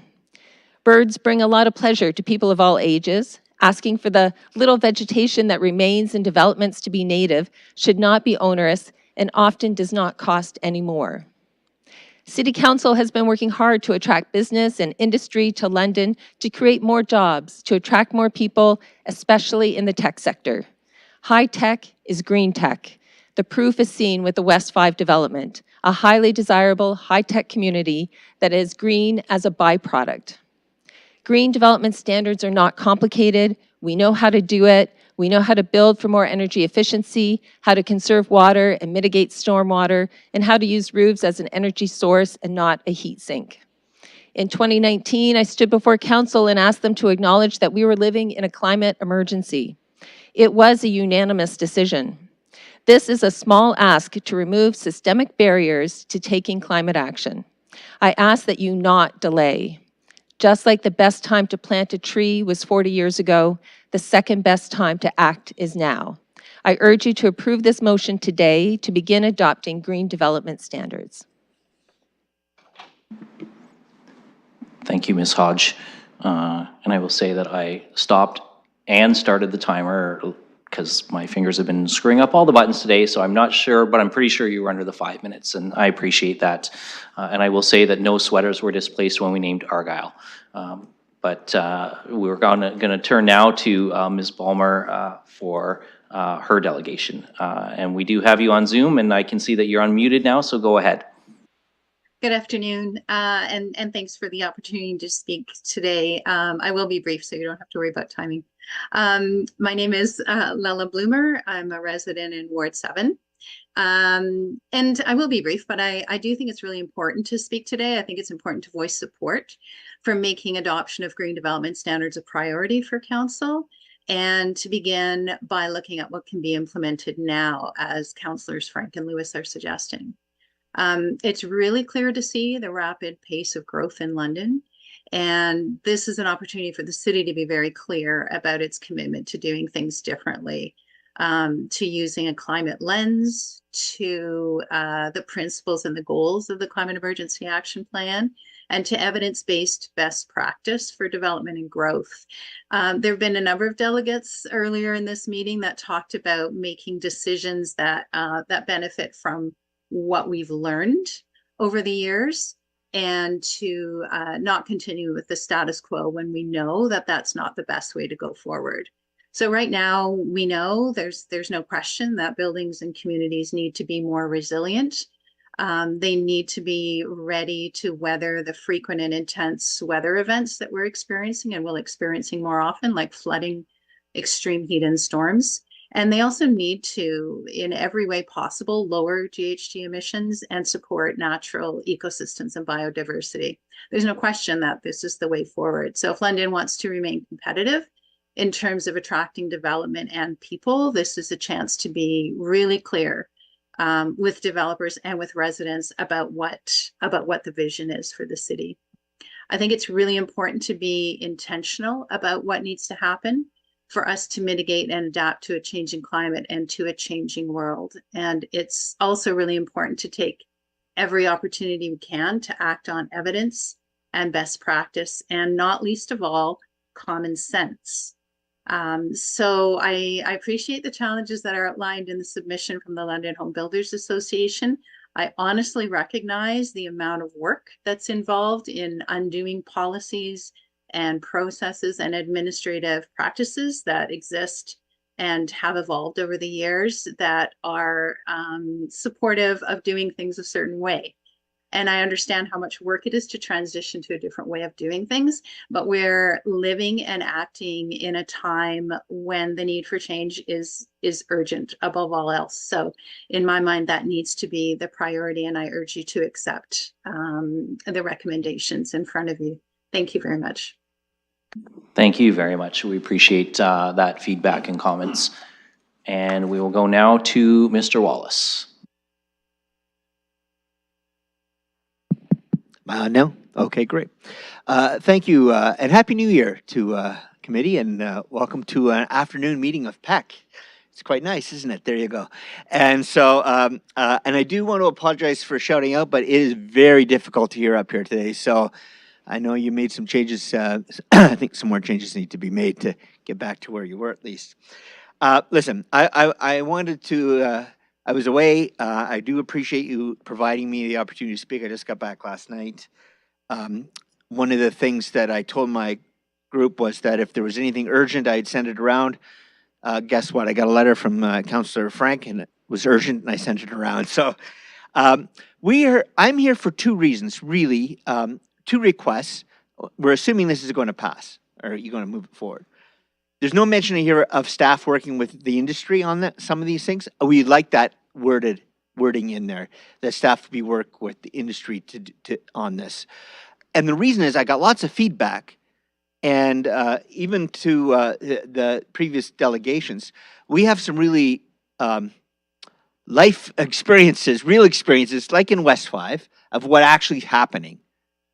And the part about the EV charger stations, like regardless of what council says, the market's going to drive it. If people are buying EVs, they're going to demand their homes have EV charging stations. So the market will drive it, whether it's 5%, 3%. That's not an issue for us, but we need to be at the table. For an additional example, in 97.1 of the municipal block, whatever the number is, it clearly says it can't. Any changes can't override the building code. We got to make sure that's included in that. And we want to thank Councillor Frank and Councillor Lewis for bringing this forward.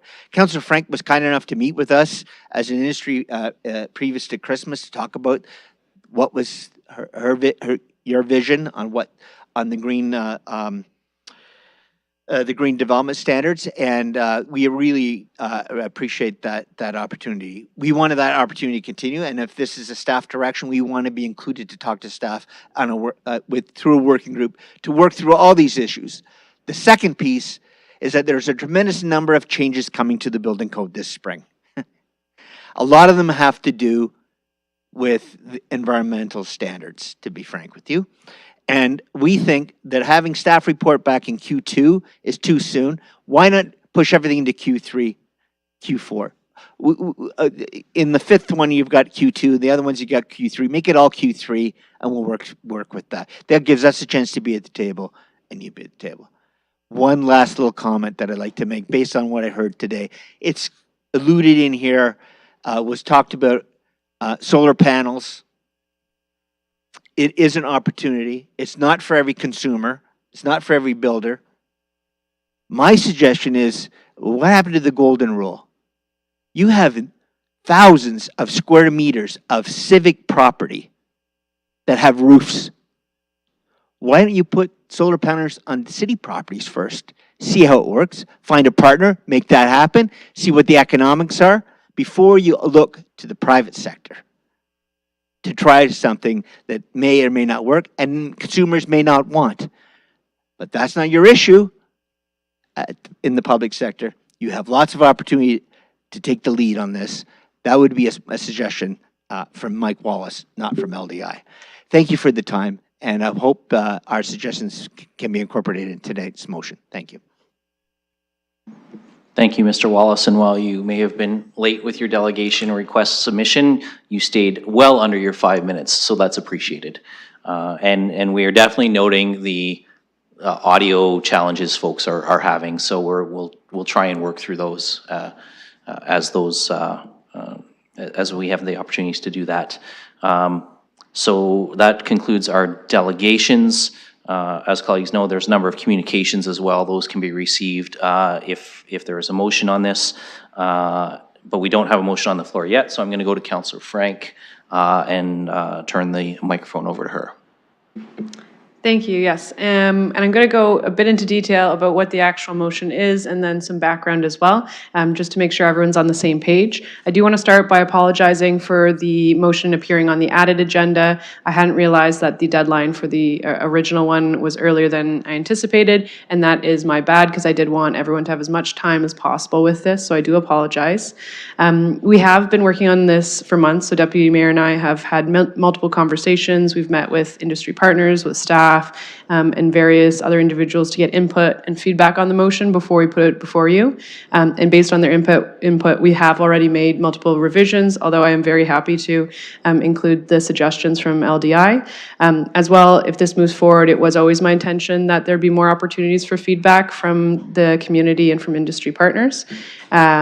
And I just want to explain the motion in more detail. So for the first part, the site plan, so the site plan control bylaw is going to be updated later this year, and we do see that as an opportunity to include some of the things that you have noticed me making amendments at PEC regularly. This would eliminate the need for me to bring forward those amendments because it would give a reason for staff to be able to add them, and it would also provide staff who are the experts and not Skylar, who's the politician, the opportunity to put it in where they think it would best suit and require a little bit more, what would I say, refining. So I think it provides more guidance. So that's the first part.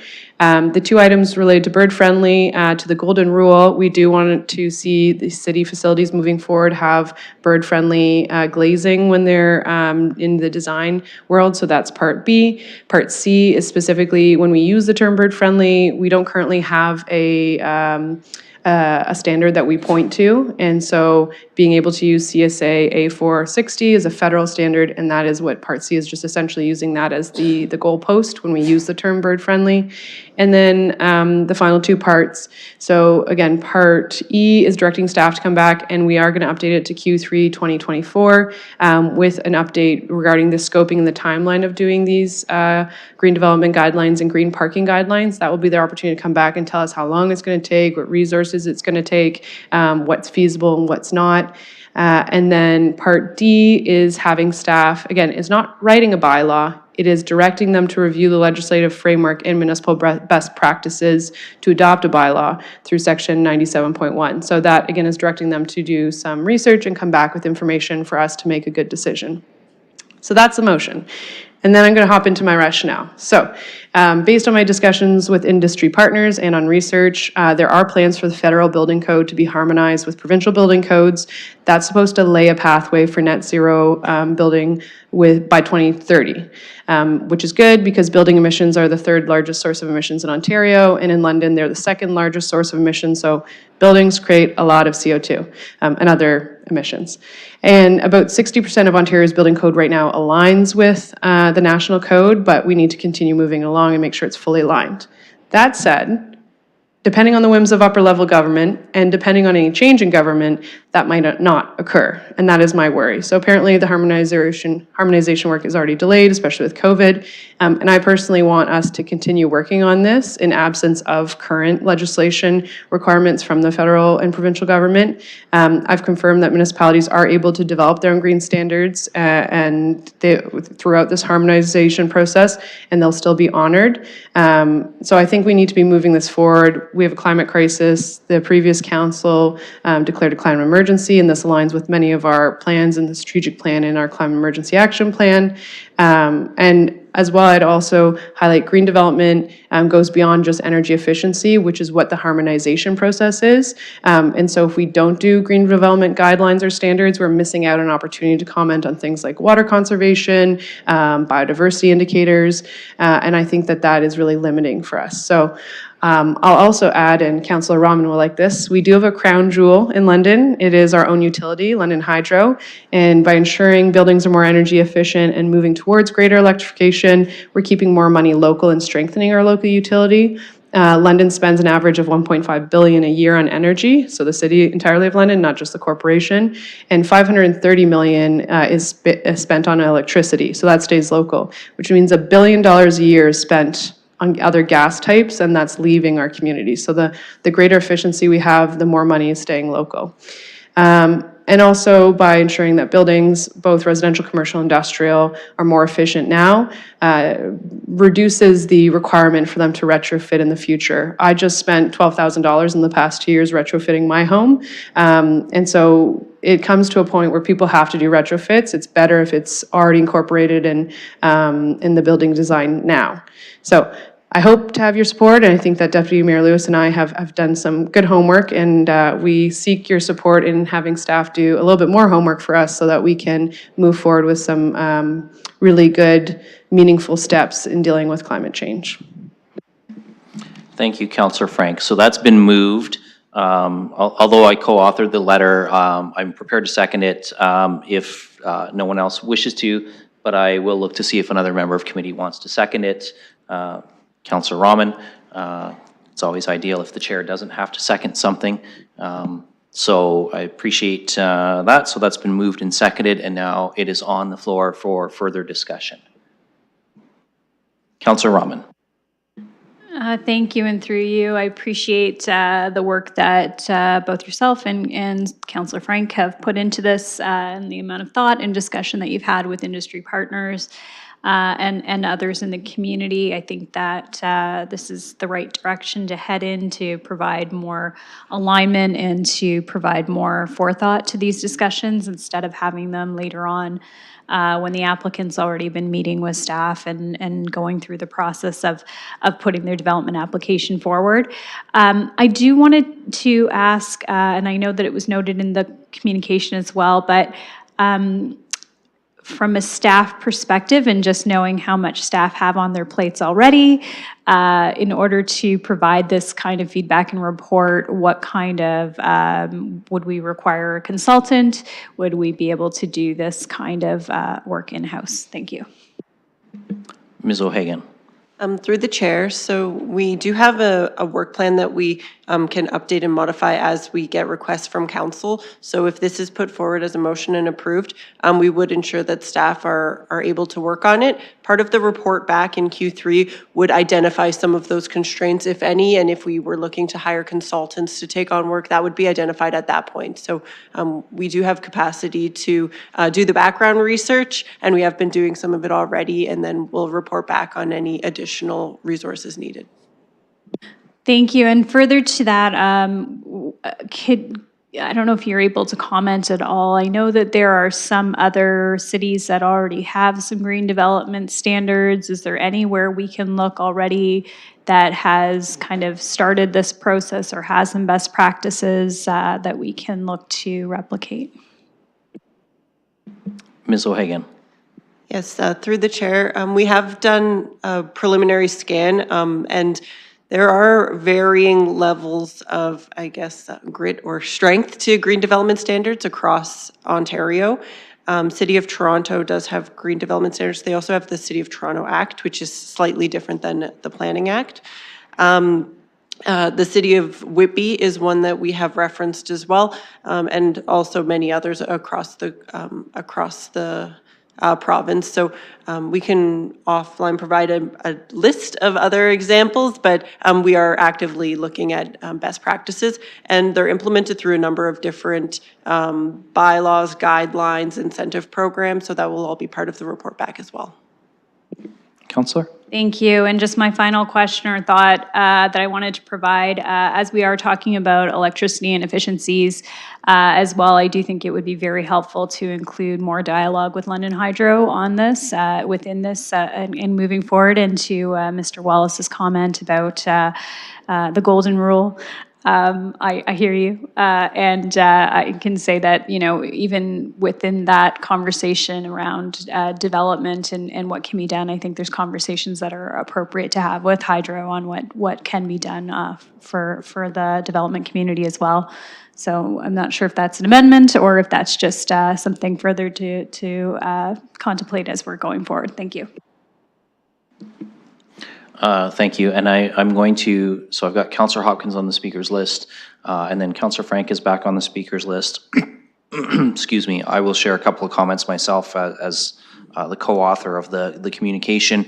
I will also note that it is always possible to add some it being noted if individuals want to say it being noted that staff are also requested to, and rather than directed, requested in an it being noted, to include the industry, to include utility partners, et cetera, in the conversation. So I just want to note that as folks think about whether they may want to make some changes or not, you can also add some it being noted. So I'll go to Councillor Hopkins next.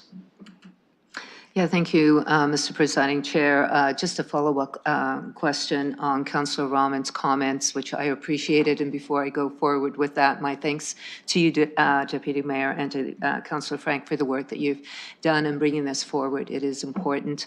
I do appreciate the comments from Mr. Wallace around the changes in the building code. I think that is something that's going to be coming forward, and we will have to work parallel with that too. So glad to see this coming to the third quarter. But getting back to our best practices through you to staff, I know we have a great net zero development in Ward 9, W5.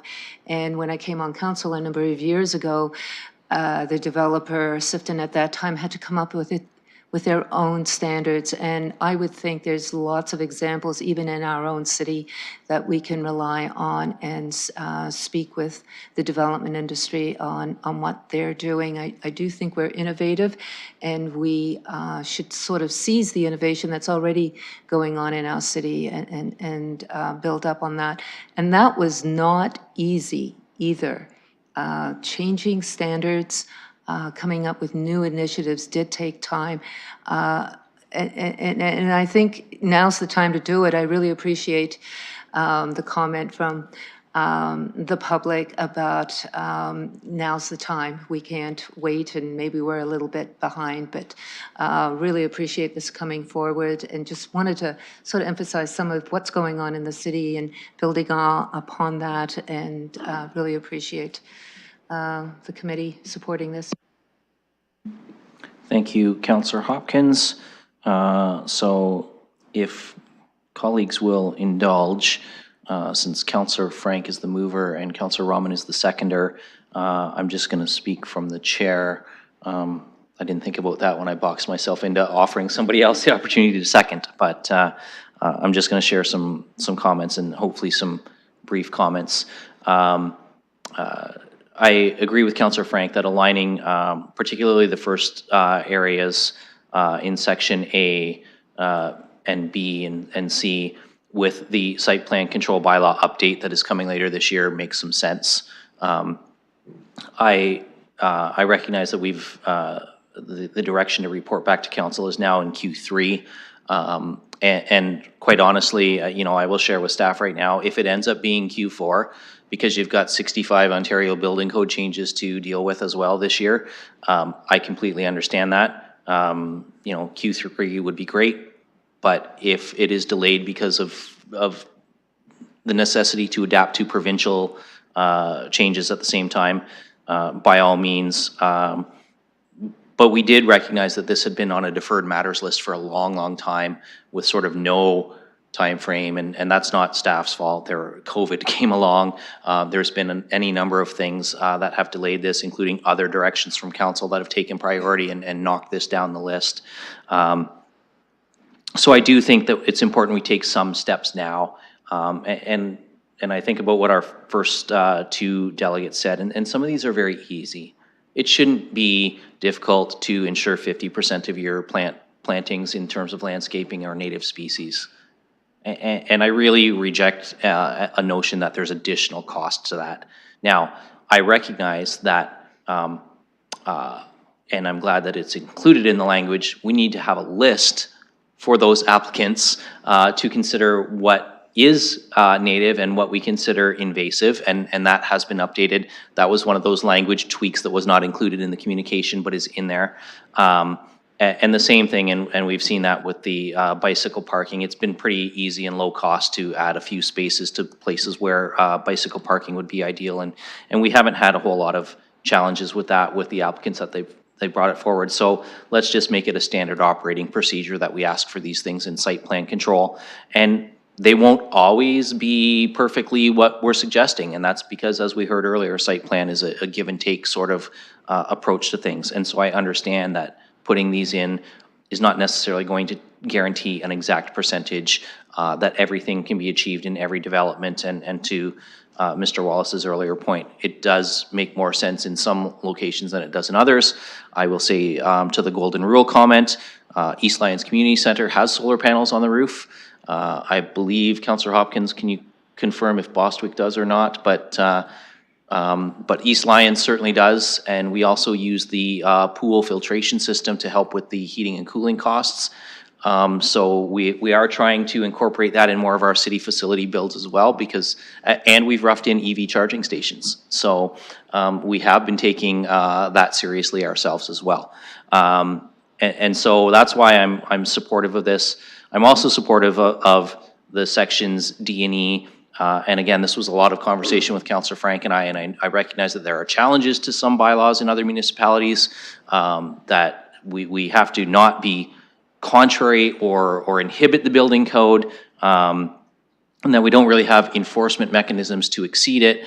But I think that we can ask for some things, and right now this is exactly as Councillor Frank outlined. It's reviewing the legislative framework and coming back to us with some municipal best practices.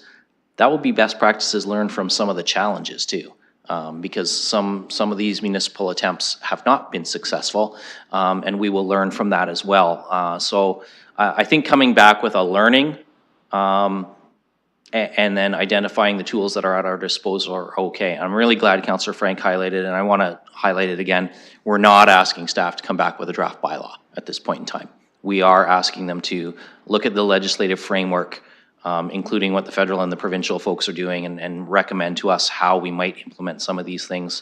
I very much hear, and I think that we've taken this approach on this item, and I agree that we need to continue to engage the industry partners too, because they're ultimately the ones who will build these things for us. And so we do need to listen to their comments as well. So certainly supportive of expressing that through our process improvement tables, through direct work on this, and whether that's in it being noted or otherwise that somebody wants to add, that we do have to have our partners involved in moving this forward too, because ultimately if they can't deliver on these things, then we can put in all the regulations we want and we end up with no shovels in the ground, providing those homes, providing those job opportunities. So we need everybody at the table to discuss this. But I think that these are some very reasonable first steps we can take, that we don't need to wait for the longer comprehensive review, which I know is still on staff's work plan.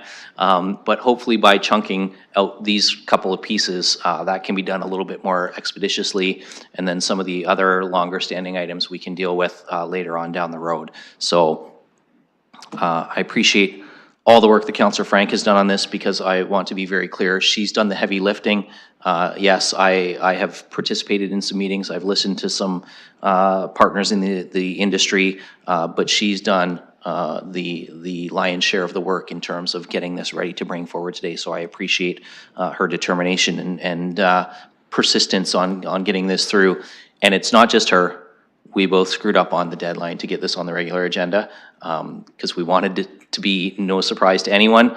And in the rush to get ready for the holidays, we both missed the deadline. So our apologies for that. Thank you for letting me make some comments from the chair. And I'm going to turn it back over to the committee. And I have Councillor Frank, Councillor Pribble, Councillor Rahman. So Councillor Frank, you're. Thank you. And I just want to recognize the discussion about having it being noted. I did send a bit of language to the clerk, including it being noted that staff are encouraged to engage industry partners, utility companies, and other relevant partners throughout this process. I didn't want to put it on because there's kind of parts D and E, and so I thought it would be good if they engage them as they're doing both of those items. And then the other thing I just wanted to highlight again, going back to the golden rule, that really sparked a buzz. There was direction May 30th SPPC when we got the SEEP update that was approved to develop a net zero emission plan for corporate assets to ensure fleet and facilities can achieve 2045 targets, and that ensure asset management projects such as retrofits, replacements, renewals, and rehabilitations of city infrastructure make significant and visible efforts to be in line with net zero emissions. So I do think we are, again, to the Deputy Mayor's point, I think we are trying where we can to add some solar and add some renewable features to our existing buildings, but perhaps another motion for another day. So thank you. Thank you, Councillor Frank. So I've got Councillor Rahman next, and then the visiting Councillor Pribble's on the list. Thank you. Just supportive of the it being noted clause. That was quick. Thank you. Councillor Pribble. Thank you, and just a couple of comments. Thank you for making those updates and changes to your motion, which I think they all do make sense. The Q3, because there will be lots of changes and guidelines during the first half of the year. And I was also happy to hear that the Deputy Mayor potentially set to Q4, because I'll rather have it done right and approach this much more comprehensive way. One of the things that I would like to talk to and for us to discuss also in terms of the green development standards, when we can discuss, I'm not saying it right now at this moment, but realistic deadlines, because again, so we have realistic deadlines so we can really approach this less ad hoc with specific points. And I totally understand the councillor that just today she came up with 3 different applications with the same amendments. So I totally understand that it's repeating, that we can be more proactive, but I just hope that we can be even more proactive in the bigger picture and introduce the green development standards so we can do it less ad hoc and more comprehensive. Just these 2 comments. Thank you, Chair. Thank you, Councillor Pribble. Looking for any further comments on this item?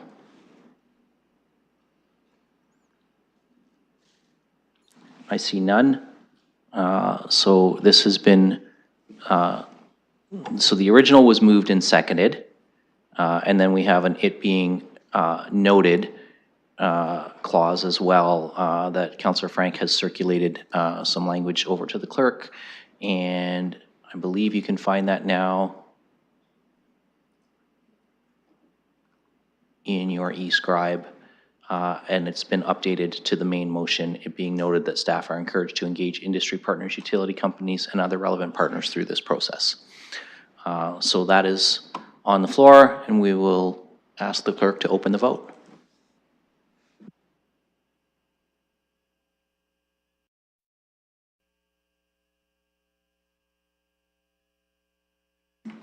Closing the vote, the motion carries 4-0.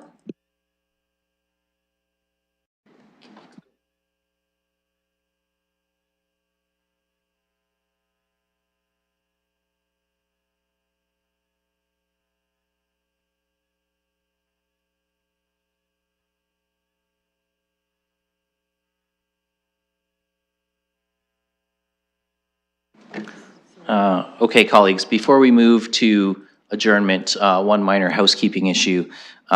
These are normally clauses that would be included when we make a small change to an application. We made 2 changes to the last 2 applications in scheduled items. In 3.6, we removed a permitted use. That is deemed minor enough that no further notice be given. In 3.7, we approved the accessory structure, and that is minor enough that no further notice be given on advice from the clerk. So we just need, as a housekeeping measure, to add those to no further notices be given clauses. The clerk has prepared some language, so if colleagues can entertain moving and seconding those additions to our agenda, we can get those fixed. So I'm going to, Councillor Rahman and Councillor Frank.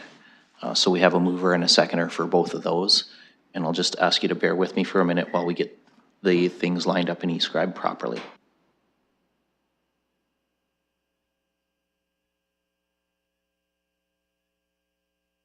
Okay, so we're going to use the same mover and seconder for both, but we have to do the votes separately.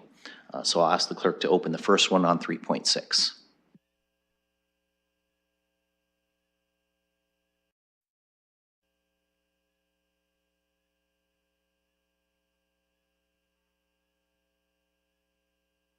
Closing the vote, the motion carries 4-0. Thank you. And now I'll ask the clerk to open the change for 3.7.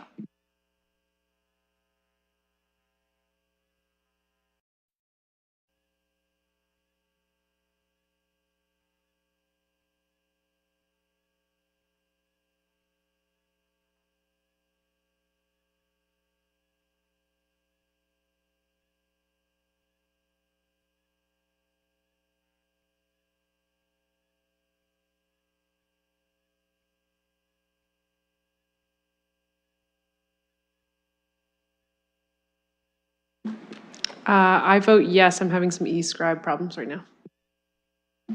Closing the vote, the motion carries 4-0. Thank you, colleagues. That takes care of that housekeeping measure. So we are just left with a motion to adjourn. Councillor Rahman, seconded by Councillor Hillier, with all of his fingers, not just two this time. All those in favor by hand. Closing the vote, the motion carries 4-0. We are adjourned. Thank you, everyone, and thank you for your patience as I chaired us through a rather long PEC for the first time today.